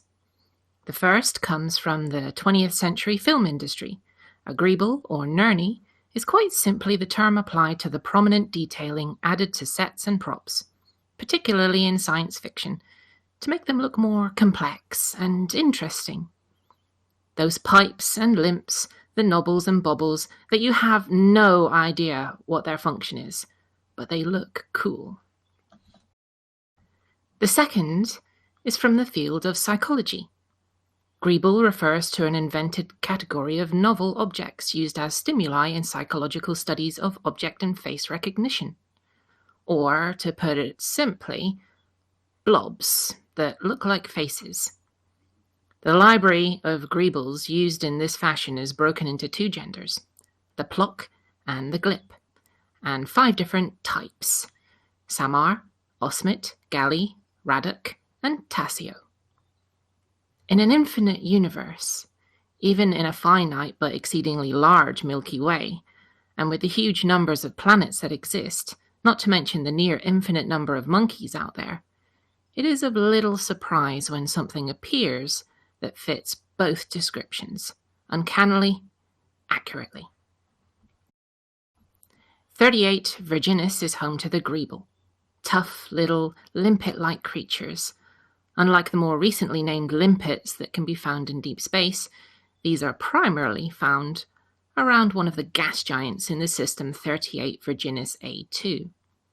Scanning the system, it looks much like many other gas giants you can find throughout space, but this one, the rings around it, and indeed the rest of the system, harbours this unique life form. Iron-rich, the Greeble is born in the upper atmosphere of the gas giant. If you look at the description, you can see it's listed as having water-based life. In a hibernating closed state, they drift through the system, picked up by comets, spaceships, and the gravitational pull of other bodies. Like their seafaring namesake, they latch on to whatever they can find. Why are they called Greebles? Just one look at a ship that has passed through the system, you can see why at first glance. They congregate in large numbers, and their regular shape gives ship hulls their complexity that wouldn't look out of place in the latest holovid adventures of your favourite space hero. They tessellate, giving even the most smooth and sleek ship a complex outline. Lift one up and look underneath, and you'll see something that everyone agrees looks like a face. What's more, they do indeed have 2 genders, and yes, there are 5 varieties of them, each with their own distinct shape. If you prize one off a rock, or your ship, you can immediately see what drew hungry spacefarers to try them as food. The hard shell covers a soft interior, resembling an oyster or mussel from Earth. They wouldn't be included in the Galnet food directory as dangerous if they were, of course, edible, or at least without a happy accident. The insides of these creatures, iron-rich as they are toxic. Shuck one and slurp it down with a mollusk morsel aphrodisiac as you would back on Sol, and you'll soon discover a world of stomach cramps, violent explosive digestive discomfort, hallucination, and death. as your body expels its insides in fluid form until you quite literally desiccate from the inside out. That would have been the end of it, had one pilot, Jacaranda Jim, not tried this first after an exploration journey into a number of other systems. Stranded on an Earth-like world after running out of fuel and with little to eat that wasn't trying to eat him, he prized one off, baked it over his fire, and managed not to die. The rescue team that recovered him found his ship surrounded by the discarded shells of the Greebles that had latched onto his ship, and him no worse for wear. He kept one specimen as a pet and called it Alan, mainly as it had a friendly face, but partly as he was lonely. Studying the organisms, they discovered what had happened. He'd visited a nearby ammonia world, and the combination of the pressure and the gas itself had rendered the Greeble safe to eat. Having discarded the shell and all the dodgy-looking bits, it had provided him with an iron-rich food source that kept him free of anemia while stranded. Yes, the ammonia pressure treatment from this visit had left the outside of a ship smelling a little bit like a gentleman's toilets at a sports club. But beggars can't be choosers, and he chose well. Chefs at Bamford Ring pay high prices for Greebles that have been flown through high-pressure ammonia clouds and are experts at preparing them, baking them, and selling them as a delicacy. Incredibly slow-growing, they build up their hard shells over hundreds of years, the largest ones being the size of a dinner plate and looking uncannily like an escape hatch on the side of your ship. I've got a plate of smaller ones here, maybe only 50 years old. Gaston the chef has donned his chainmail gloves and apron, shucked them for me, coated them in his secret blend of spices, and baked them before arranging them back on their shells. The blend of spices is important to mask the strong smell of ammonia, but they are delicious.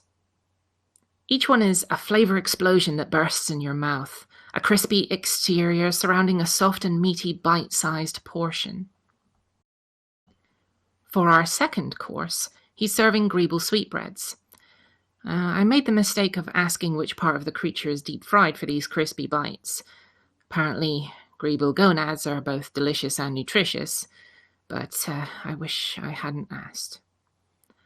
Raw? I'm not so sure. Try and chew one and it's unpleasantly squishy. Swallow one whole and I'm reminded of the last time I had a nasty cold. It's the baked Greeble that has achieved rare status as a delicacy, and I, for one, can't quite get enough of them. The 5 varieties each have their own subtle, different flavour. If it was up to me, I'd have a Raddock Greeble every time. I've met with Jacaranda Jim.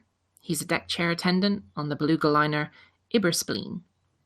He still has Alan, and he agrees, though he did bizarrely ask me what I do with a cucumber, a gin-spitting pirate, and a piece of gristle.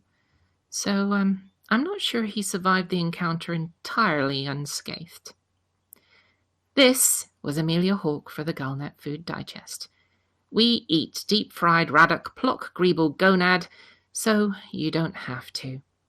After that, I'm off to mask the smell from the kitchen with a Camitra cigar. Thank you to the commander who sent me the box of them.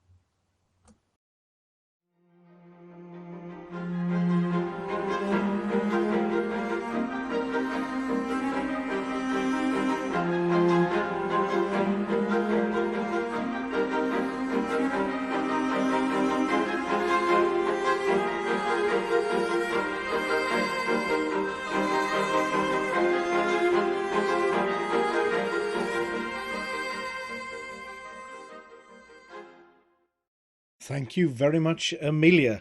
And it's nearly time to go to the green room.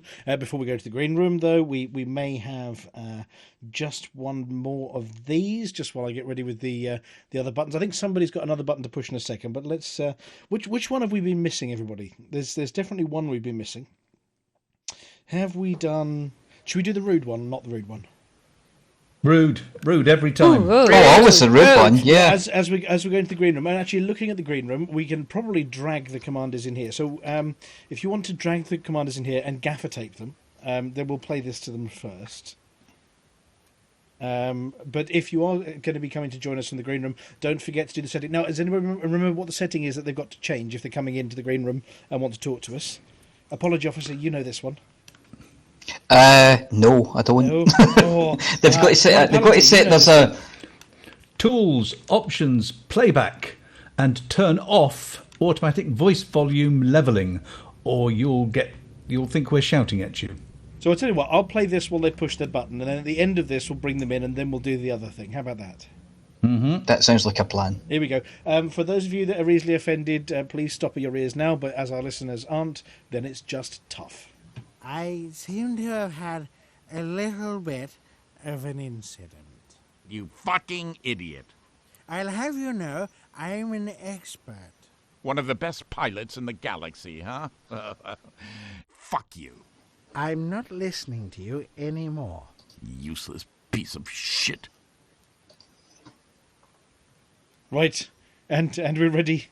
We're ready for bringing the green room people in. They've pushed the buttons. You go and grab them. Somebody quick, run over there and grab them. Have we got them yet? Hang on a second. There's that one, and we're going to grab this one here. Let's grab this one here. Come on, get in. There we go. I think we've grabbed everybody. Have we grabbed everybody? Should we grab Kinrain and Verlaran back? Should we grab Kinrain and Verlaran back? I can see Little Breakers here. Yeah. Can they speak? Just check before we push any buttons. Hello, Lithobreaker. Take the gaffer tape off Lithobreaker, quick. Validate emissions first. Hello. Hello. We have moved you to the green room. We've stolen Verlaran because we were lonely. Good grief. Right. Well, I tell you what. Quick, test the brown noise generator. Test the brown noise generator. What's the brown noise generator? Ah. There we go. It's working. That's not it. For those of us that can't tell the difference between That's not it. That's not it. That was purple, I There's think. a link. Click on the brown button. The big brown button. I don't know. Oh dear. Terrible. Anyway, welcome people from the green room and people who weren't in the green room and were just walking past, but we still managed to kidnap you. Oh, we've had somebody land in the landing pad who might want to come and join us. Does anybody know an Argon Tenaeus? Oh, here we go. I know Argon Tenaeus. Here we go. We both do. Oh, yeah, yes. we've kidnapped Argon Tenaeus as well to join us in the green room. So we've actually dragged the entire banter bus into the green room as well. Standard. Sounds all right to me. Right. Proper job. Proper job. So the usual format here is that we take turns, say hi to everybody. If you've got something to say, you tell us all about it, and if you've got nothing to say, you say for the mug. And if you run out of things to say, you say for the mug. Obviously, we want to know about what you've been doing in your spaceships. And if you don't want to talk, just yell for the mug, and we'll move along. I'm going to apportion it. We're going to go with. We'll go me, then Flossy, then Aemilia, then the apology officer, and then Palantir. And we'll try and get that order. And if I have to say, is it me now? It probably is. So It's the first always one, you when you say that. I'm going to say is good evening to Commander Ventura. Hello, Commander Ventura. Are you there? Hello. Hello. How are we doing? Well, actually, I'm not doing too bad. The space mumps haven't caught me yet, and the Hutton frog hasn't caught my throat. But it's more about you. I mean, you've got a week off from presenting 2 weeks in a row, and you've got a week off from mashing the buttons. Yeah, I know. It makes a difference. Well, it's Still all right. getting needed to do, but yeah. Yeah, we're supposed to take turns, but so it's likely to be you again next week. Oh yeah, definitely. And obviously you've also been doing week on, week off on the Lave radio tech Live as radio, well. yeah. Yep. I've been doing that as well. So we've got a new guy in there. Do you want to give them a quick shout out? When can one hear Lave Radio's live broadcast? Live Radio is Tuesdays at 8:30 game time at laveradio.com/live. Or you can also get on Twitch, YouTube, and Facebook. Well, it's because they've got a bigger station, you see, to broadcast out of. They've got the extra transmitters. But also you can listen to the podcast afterwards, which I think you do the editing for as well, Yes. don't you? Yes. I do. Well, I didn't do it this week, but I did it. I normally do it my time when I'm on. So. And as you do for us as well. So thank you very much for the editing you do for us. Obviously, the YouTube version of this goes out warts and all, as they say. But the media.forthemug.com version is edited to make us look slightly more. What's the word, Aemilia? Seamless. That's the one. So, Commander Ventura, have you been flying any spaceships recently? No. No? I haven't touched Elite in months. Oh. I've been playing World of Warcraft in the Hutton game room. Waiting Splitter. Boost all my... No, I'm trying to raise all my tunes before the XP thing runs out. And try and get flying in mod. So, yeah. No, that's what I've been doing. And then I've been doing stuff for the radio station and doing server work and work. Right. More work. And even more work. So, yeah. And obviously, as we're now a million years into lockdown, I know we asked you a while ago, last Green Room, did you have any lockdown tips? But having reviewed the situation for another 4 weeks, have you revised your list of lockdown tips, and do you have one for us? To be only honest, I haven't been in lockdown. I've been busy. So yours is lockdown? What lockdown? Yeah, exactly. I've been working. Yeah, I've been well. Somebody's got to the one man army that's keeping the economy going in the meantime. Yeah, something like that. Like that. No, people are breaking things. So breaking computers and iPads and everything else. So yeah, having fun. Okay, well, thank you very much for joining us this evening, even though it's your week off. Yep. And I'm going to hand over to the second person on the list. Did I say Flossy second? Flossie. You did, yes. Over to you, Flossy, to interview the Harry Balzac. Harry Balzac, yes. How's your week been? Been fine, thank you. No, I haven't been near the computer. I've been playing around trying to set up my Stream Deck so that one day when I'm lumbered with having to, have the pleasure of doing this job, then I'll be running it. Other than that, I haven't done very much, so I'm just going to go for the mug. Okay, thank you for the mug. Then I'm up talking to Aemilia. Dave. Hello, Dave. Hello, I'm dying. No, I'm all right, actually. Hello. Hello. Did you have a good birthday? What did you do? I did. Well, it was a Monday, so my son went off to school and the other half went off to work, and then I thought about putting my feet up, but then I got dragged into doing some work with this evening's sponsor. So I was actually working during the day doing complicated programming. But it was fun, complicated programming. But I had cake for breakfast.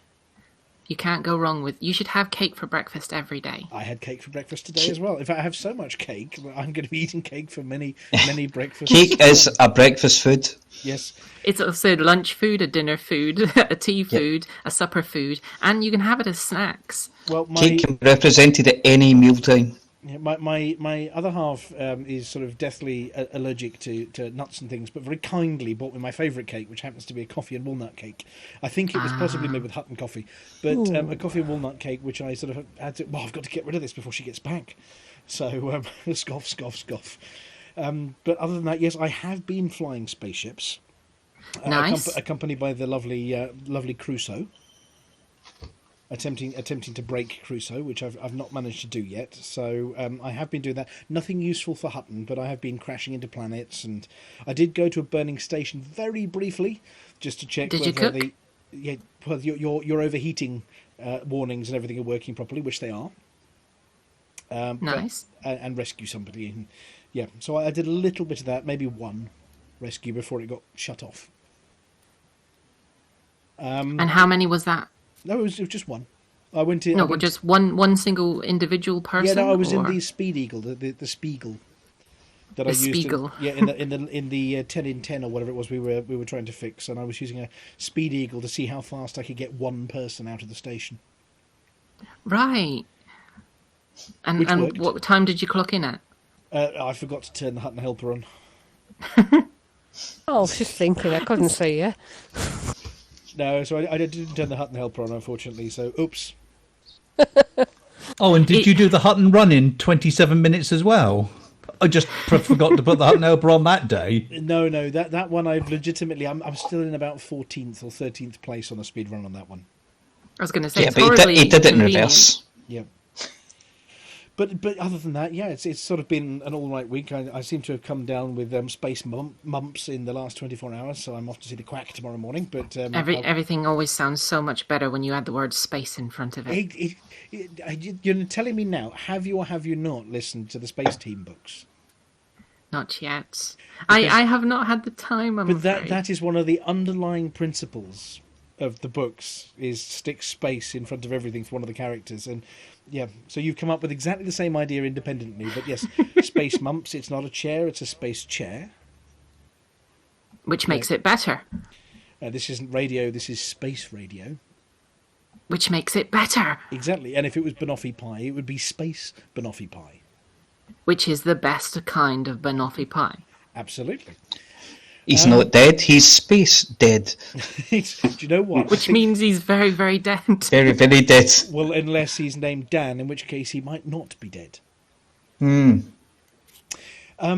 other than that, Aemilia, I'm just going to say for the mug. For the mug. Right, and I think it's me next, and I'm speaking to Commander Aiden. How are you doing? I'm alright, thanks. Excellent. What have you been up to this week? I've been rescuing a bunch of ungrateful Imperials. They're always ungrateful. Do you notice as soon as they get on your ship, they're like, hurry up, hurry up, hurry up?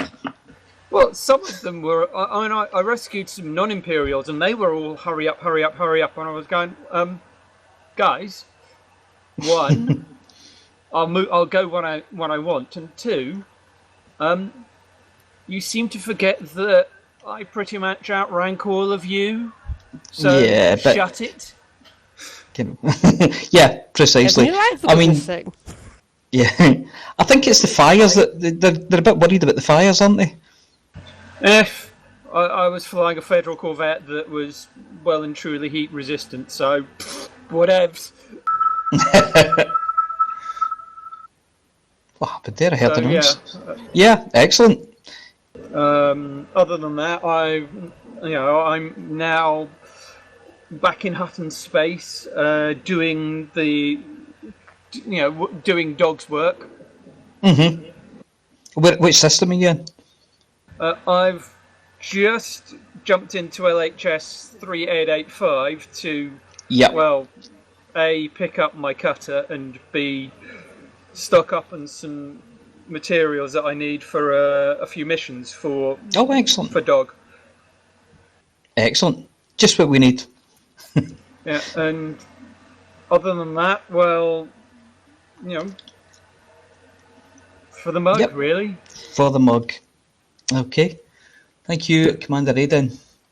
It's me to talk to Aemilia. Oh. Hello. Hello. Hello. How are you? Oh, don't ask me. I'm asking the questions. What you been doing, girlie? I have been mining a lot. I have been teaching people how to mine. I have been listening to my horrid neighbours make horrid noise. So I haven't been able to record anything for the Galnet Food Digest stuff. You do know that this business of the muggies and we can actually nominate people, and one of the categories is Miner of the Year. It isn't necessary for you to have spent 365 days continuously doing it to get nominated. You know that. I like mining. I'm not doing it to get nominated. I do it because I like it. Zen and the Art of worse. Rock Murder. You crack me up, says the Rock. But I was really surprised. Oh God, I was really surprised that Kinrain thought he broke a record at 60%. Because I hardly ever mine anything below 50%. 40, 50. We're just being kind. Just shush, he's listening. We're being kind. Sorry. I am listening. Sorry, Baz. But if we're doing a record on that, I should really start recording this stuff. Just as long as he doesn't have to put those tight shorts back on again, because that's a sight nobody needs. I've got them on now. I have got them on. But I have been toying with. Sorry, carry on. I have been toying with the idea of getting a fleet carrier, but I need a reason to use one, if you know what I mean. Somebody just store stuff. Put your spare ships in. Yeah, but that's the thing. I sell everything I store to get the monies. Because, it's all about the monies. It's just a number. Other than that, it's been pretty quiet. So I will just follow up with for the mug. Always for the mug. Thank you. Does that mean it's me? You're just playing at it now. Even I knew. Right, the apology officer, it's my turn. Oh, hello. I've got the big lamp, I'm shining it in your face, and you are about to be interrogated. Interrogated, yes. I've had quite a busy week. I started off doing the CGs last week, which was really good. I managed to contribute to both. And then I did a bit of rescue from burning stations. And then it all kicked off in Van Man Star. So I've been over there sort of helping out with the elections. And interestingly enough, I've been reading books which were also written by the same guy who writes the Space Team books. So I've been reading these crime thrillers, which are really good. The ones under the pseudonym J.D. Kirk. The J.D. Kirk books, yes. And learning new and interesting swear words in the process. Not Funk and Bamston and Shiznobs. Oh, no. The bad Funk. In other words, the bad one. The bad one, the yes. kind of thing that Eli would say live on a Hutton Orbital radio. Pretty much, that kind of thing. Right. So other than that, just messing about. Been in work, but I'm working from home tomorrow Monday, so I'm quite happy about that. So yeah, apart from that, just a further mug from me. Well, thank you very much, the apology officer, and over to you, Flossy. Okay, so I get to ask Argon, what sort of week you've had? Hello. I've had a pretty good week.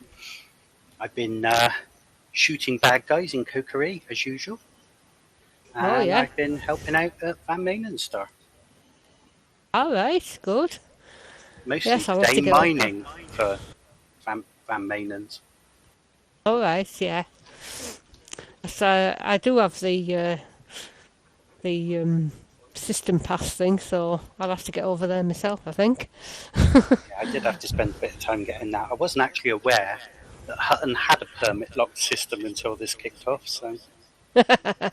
Yes. It's a bit of a scramble to get that.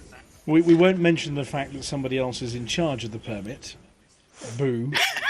Boo. And by the way, anybody from the Pilots Federation listening, we are still campaigning to have the permit being ours. Thank you. Have we had that for 3 years or 4 years now? It's been a while. 4. It does seem a bit strange that it's not the controlling faction that issues it, but there you go. Yeah. Yes, it does seem a bit strange. So, anything else? No, I think that pretty much covers me, so I shall say for the mug. Thank you for the mug. And over to Aemilia. Baz, darling, we must stop meeting like this. Hello. How are you? I'm very well indeed, cheers, Amelia. Very well indeed. And I would just say tonight, Lindelman's bin 50, Amelia. I'm sure Sorry, you will say know. again? Lindelman's bin 50, that's the Shiraz night. Shiraz night? Yes. That's what I'm drinking tonight. Ah, never tried it. What is it like? It's alright. It's not too bad. Is it... come on, flavour profile, please. More info. Blackberries, probably. Quite blackberry. You But like the blackberry, do you? It's a perfect accompaniment to collecting black boxes. That's all I'll say. Blackberries, black boxes. Makes sense, I guess. That's actually not a bad comparison, considering he's drinking it from a pint tumbler. Yeah, exactly. Thank you very much. Yes, I am. Have you tried Faustino yet? No, I have not. Nice blackberry tones. Is a Rioja, though. So a Spanish wine, a bit heavier. Very pleasant. And it's numbered as well. So if you get the 7, it's cheap plonk. If you get the 3, it's better. It's a bit like a Reserva. If you get the number 1, which is the best one, it comes in a special frosted bottle with gold filigree and everything. Wow. Costs a small fortune, but you will love it. Everyone should try it. It's so good. And if anybody wanted any proof as to why we chose Aemilia to do the Galnet Food Digest, Aemilia actually knows what she's talking about when it comes to taste. I did like Amelia's post yesterday on Facebook of the Polish sausage. Oh yeah, I saw that. Yeah. This sausage looks suspiciously like a horse's willy. Well, the Polish definitely know how to kielbasa. That was funny. But How many horses' willies do you stare at? Oh, loads. I live in the countryside, Aemilia. I live right in the middle of nowhere. I see horses' willies all the time. Everyone?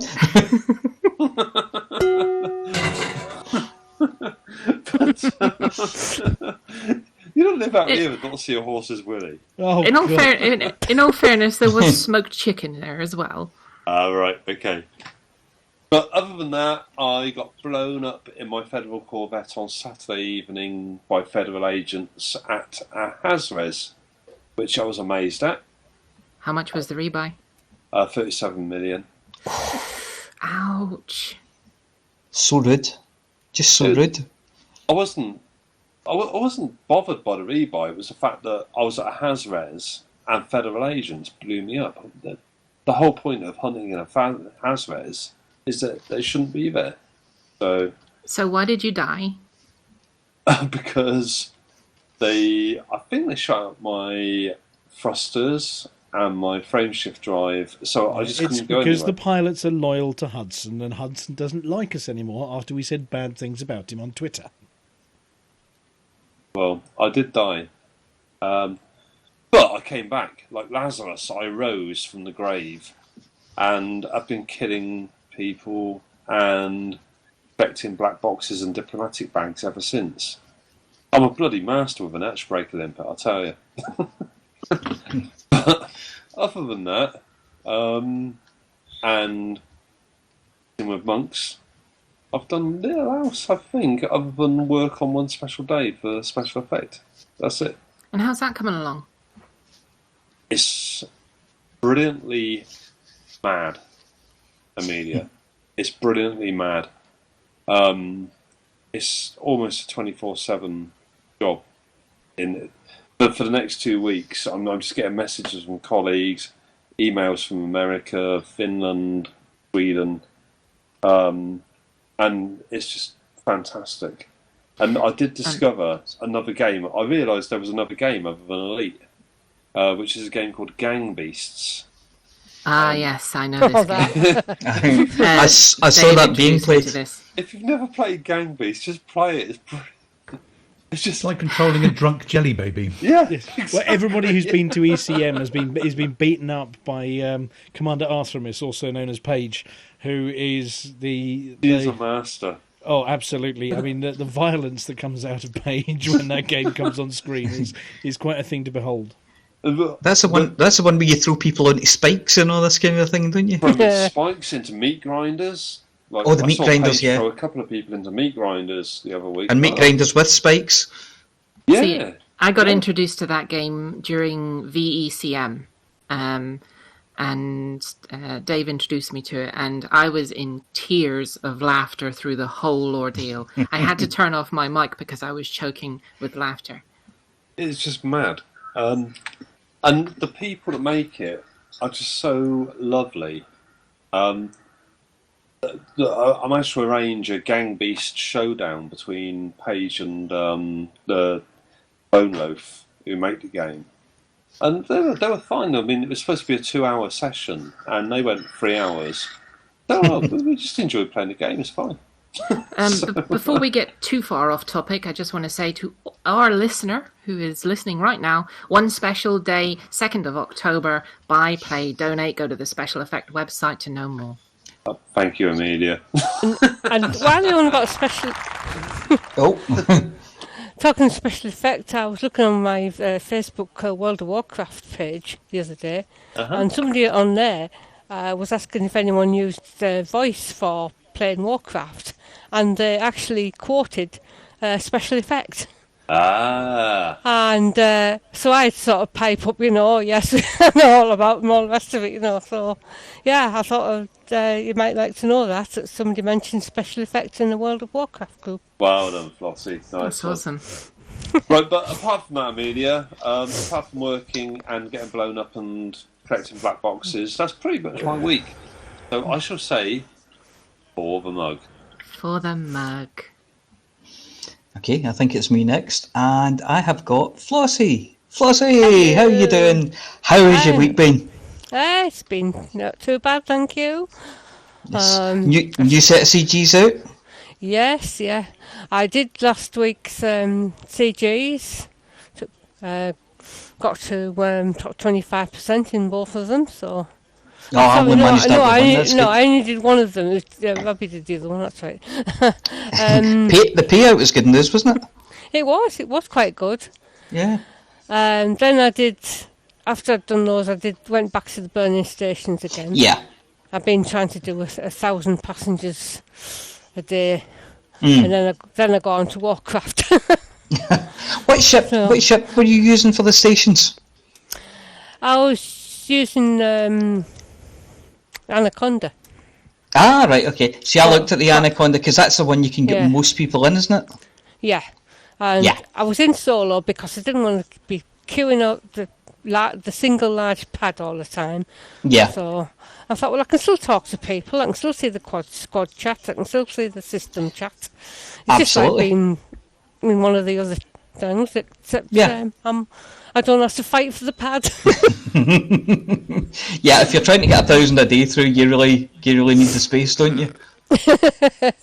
I could do about 100. I think it's 194 for each trip, if I timed it right with all the numbers. I think the Anaconda's the best one for doing it out of all the ships, so you can get the most in. But it's getting it through the slot is. Well, it's easier than the T9, which I started in. I started off with that because I thought that would have the most. Yeah, and then I found the Anaconda had more. So no, because the cabin's only got up to size 6. Yeah, so I switched to the Anaconda, and unfortunately, on one of the trips, I forgot the Hutton helper, so I missed out on 194 passengers. Oh no! So I would have ended up at number 15 and not 16. They were probably all clones anyway. Yeah, probably. Yeah. Yeah. So it's quite a most out of time I've had in the lake for a while. So. Oh, that's good. That's good. It's been really interesting couple of weeks, hasn't it? I'm trying to keep on top of everything, the burning stations, the CGs, and then... Yeah. It's been, about a year for CGs? Yeah, it has. It was the end of last year, the last one, in December. So it's nice to have them back again. Yeah. Dust off the old skills and get back to it. Yeah. So, that's about it then, I think. Is that you? Okay, well, yeah. The phrase that pays. For the mug. For the mug. Right then, it's me with the Litho Breaker. Jimbo boy, how you been doing? Hello. Yeah, not so bad. I've been missing all the fun, I think. I've been on holiday for the past week up in the wilds of the Lake District. With internet connectivity that was somewhere between non-existent and worse than that. So I've just about managed to keep up with the fact that there's been exciting things going on in game and been staring at it from a distance. So yeah, back home today, and I'll be back online tomorrow, and still Van Marnen's star that needs help, I think. So I'll scoot over there and see if I can do some missions. Okay. Is that your lot, mate? Are you done? Pretty much, yeah. I'm done. For the mug. Cheers. Yeah, not a lot happened here. I think the Litho Breaker's missing having a theme to guess. Yes. Yeah. Well, maybe we'll bring something back sooner or later. Or maybe just do a special radio-only show sometimes. And then we can play the music. But, it's my turn. I'm not even going to ask. I'm going to say it's my turn. And our tail gunner for the evening appears to be Commander Valeran. Good evening. And how are you this evening? How has your month been since I think we last spoke to you? Yeah, no, the month's been okay. Work has gone crazy. I'm in a secondary school. I'm a DT technician, and there are no classes doing DT, so they've given me lots of other jobs to do, and I'm running around like an idiot all day long. Just providing sort of cover on other lessons because they need to split classes up, or you've been using the DT skills? Only barely. I've been hanging up new notice boards for different classrooms where the year groups are all bubbling together now. So whereas before the students would move from room to room depending on which subject they were going to learn, now they tend to all stay in one room and the teachers go there. Different teachers go into the rooms, so I need to make sure they've got all the right resources for the room. I'm familiar with that one from my own lad being at school. It's all a bit different, but it's well done to all the teachers for keeping everything going and keeping all of us parents sane, having been stuck with our kids for months. You lot have got them now. See, I was stuck with my kids. Now I've gone to get stuck with 1,000 more and come home to my own. So yeah, I escape into Elite every night. Well, hopefully a change is as good as a rest, or whatever they say. It will be, hopefully, when we get it. Our department took over the putting up of all the notice boards all the way around the school, and the girl that does it on the second day back from the term broke her foot, so I've inherited all of her work as well. Well, I suppose it's good to be busy. But in terms, have you been helping out in Van Man and Star, or are you? I have indeed. Yeah. Yep, I am there. Well, I'm running missions for them at the moment. Other than that, I've just been helping Baz and Argon to rid the bubble of the Cookery Purple family, because they need to go. Well, the other one is, if you're looking around Hutton Space, we do know there are a couple of beacons in Hutton Space that refer to community members and things on planets you can find if you follow their instructions as well. So while you're back in Hutton Space with the banter bus, keep an eye out for a few Hutton special treats that are around the systems. I think there might be one in Wolf 359. There's a few beacons here and there that point at things that you might want to investigate as a banter bus crew. Definitely, yeah, I'll look for those. I'm not so sure there isn't also Buck's Crash Type 9 somewhere as well, or at least a hint where it is. Yeah, that'd be good. But no, it sounds like the banter bus. You guys and the Hill Harp Sea Blues? Yes, indeed. Sound like you're having fun, and of course you're always recruiting new people to come and join you if people want to join in of an evening as well. Yeah, no, it's great. We do get a few sort of semi-regulars drop in and out as well, which is nice. Always nice to catch up and hear what they've been doing for themselves. So yeah. Oh well, really good to hear from you, and we'll probably speak to you again in approximately a month's time. Approximately a month's time, yeah. If we don't catch you here on TeamSpeak separately from that. Right, well, that's the last person in the green room who came through to the on-air room. So, crew, it's another week gone. So next Thursday, are we all up for being in the same place, the same time, the same kind of broadcast? We're not allowed out, are we? Yeah. Always. We'll be here. Yeah. It will be Commander Ventura on the decks next week, though you will have the rest of us here as usual, possibly with or without some of the other voices you know and love as well. I think we've got one more of the Cecil things. Oh, just for the people who came into the green room, obviously, yes, we were given a special treat by the guys at HCS with all the rude words from the outtakes and bits and bobs from the recordings with Cecil. So we've had Leo, we've had Vasco, we've had Eli, I think we've had Orion, but there's one more we've got here as well. Yeah. Oh, yes. Midnight. Midnight. So before we go, we've got the special outtake from Cecil and Midnight, and then we will say goodbye and play the closing tune. And we will catch you next week. Obviously, Commander Ventura and I are going to be busy doing the uploads on the podcasts and the YouTube channels. The YouTube channel, well, you can just find it. Just go find YouTube and type in Hutton Orbital Radio, and you'll find us. But we'll put links up there as well, and give that a follow. So if you do want to hear any of it again, or you missed it, or you want to go back to previous episodes, Litho Breaker, that you missed for the last week because you were on holiday, then you can go back to that. If not, if you want to download it for podcast in your car on long journeys, you can go to media.forthemug.com. So before we do anything else, let's just listen to Cecil and Midnight. Are you all right? You don't sound all right. Heavy night, was it? Shameful behaviour. Where was my invite? I think I'm going to be sick. Cecil, you're an embarrassment to the human race. Oh, yes. Oh, that was harsh. Yeah, I'm pretty sure he's got the measure of Cecil there. Oh yeah, it's accurate. It's just harsh. It is harsh, but fair, we could say. Yeah. Hello. Hello, love. Do you come here often? Every 1.5 hours or so. Could I buy you a drink? Ooh, how exciting. So you're a Hutton trucker, are you? That I am, my love. A Centauri Mega Gin Sling, please, bartender. Make that 2, please, bartender.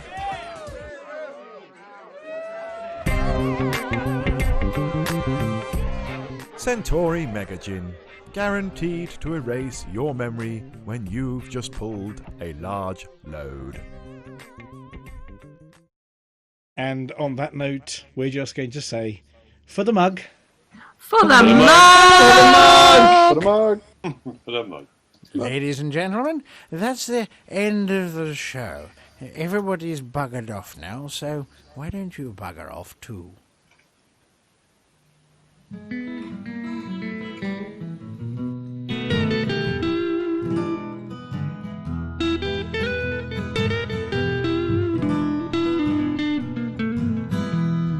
Journey too long, or cargo too small. Profit margins never really mattered at all. We're gonna take the cargo where it's needed today. Super cruising all across the Milky Way. We're taking anything, anytime, anywhere. Loading all the teen out to the brim with the rest for the more, for the more, for the more, for the more. Yeah, you know just where we're coming from. For the more, for the more, for the more, for the more. Yeah, everybody sing the trucker song.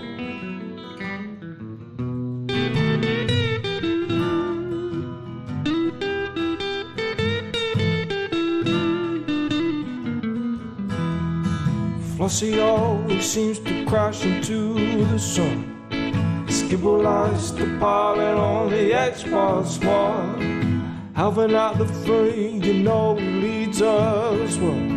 Trucking across the galaxy, now everybody out. For the more, for the more, for the more, for the more. Yeah, you know just where we're coming from. For the more, for the more, for the more, for the more. Everybody sing the Hutton Trucker song. For the more, for the more, for the more. You know just where we're coming from. For the more, for the more, for the more, for the more. Everybody sing the Hutton Trucker song.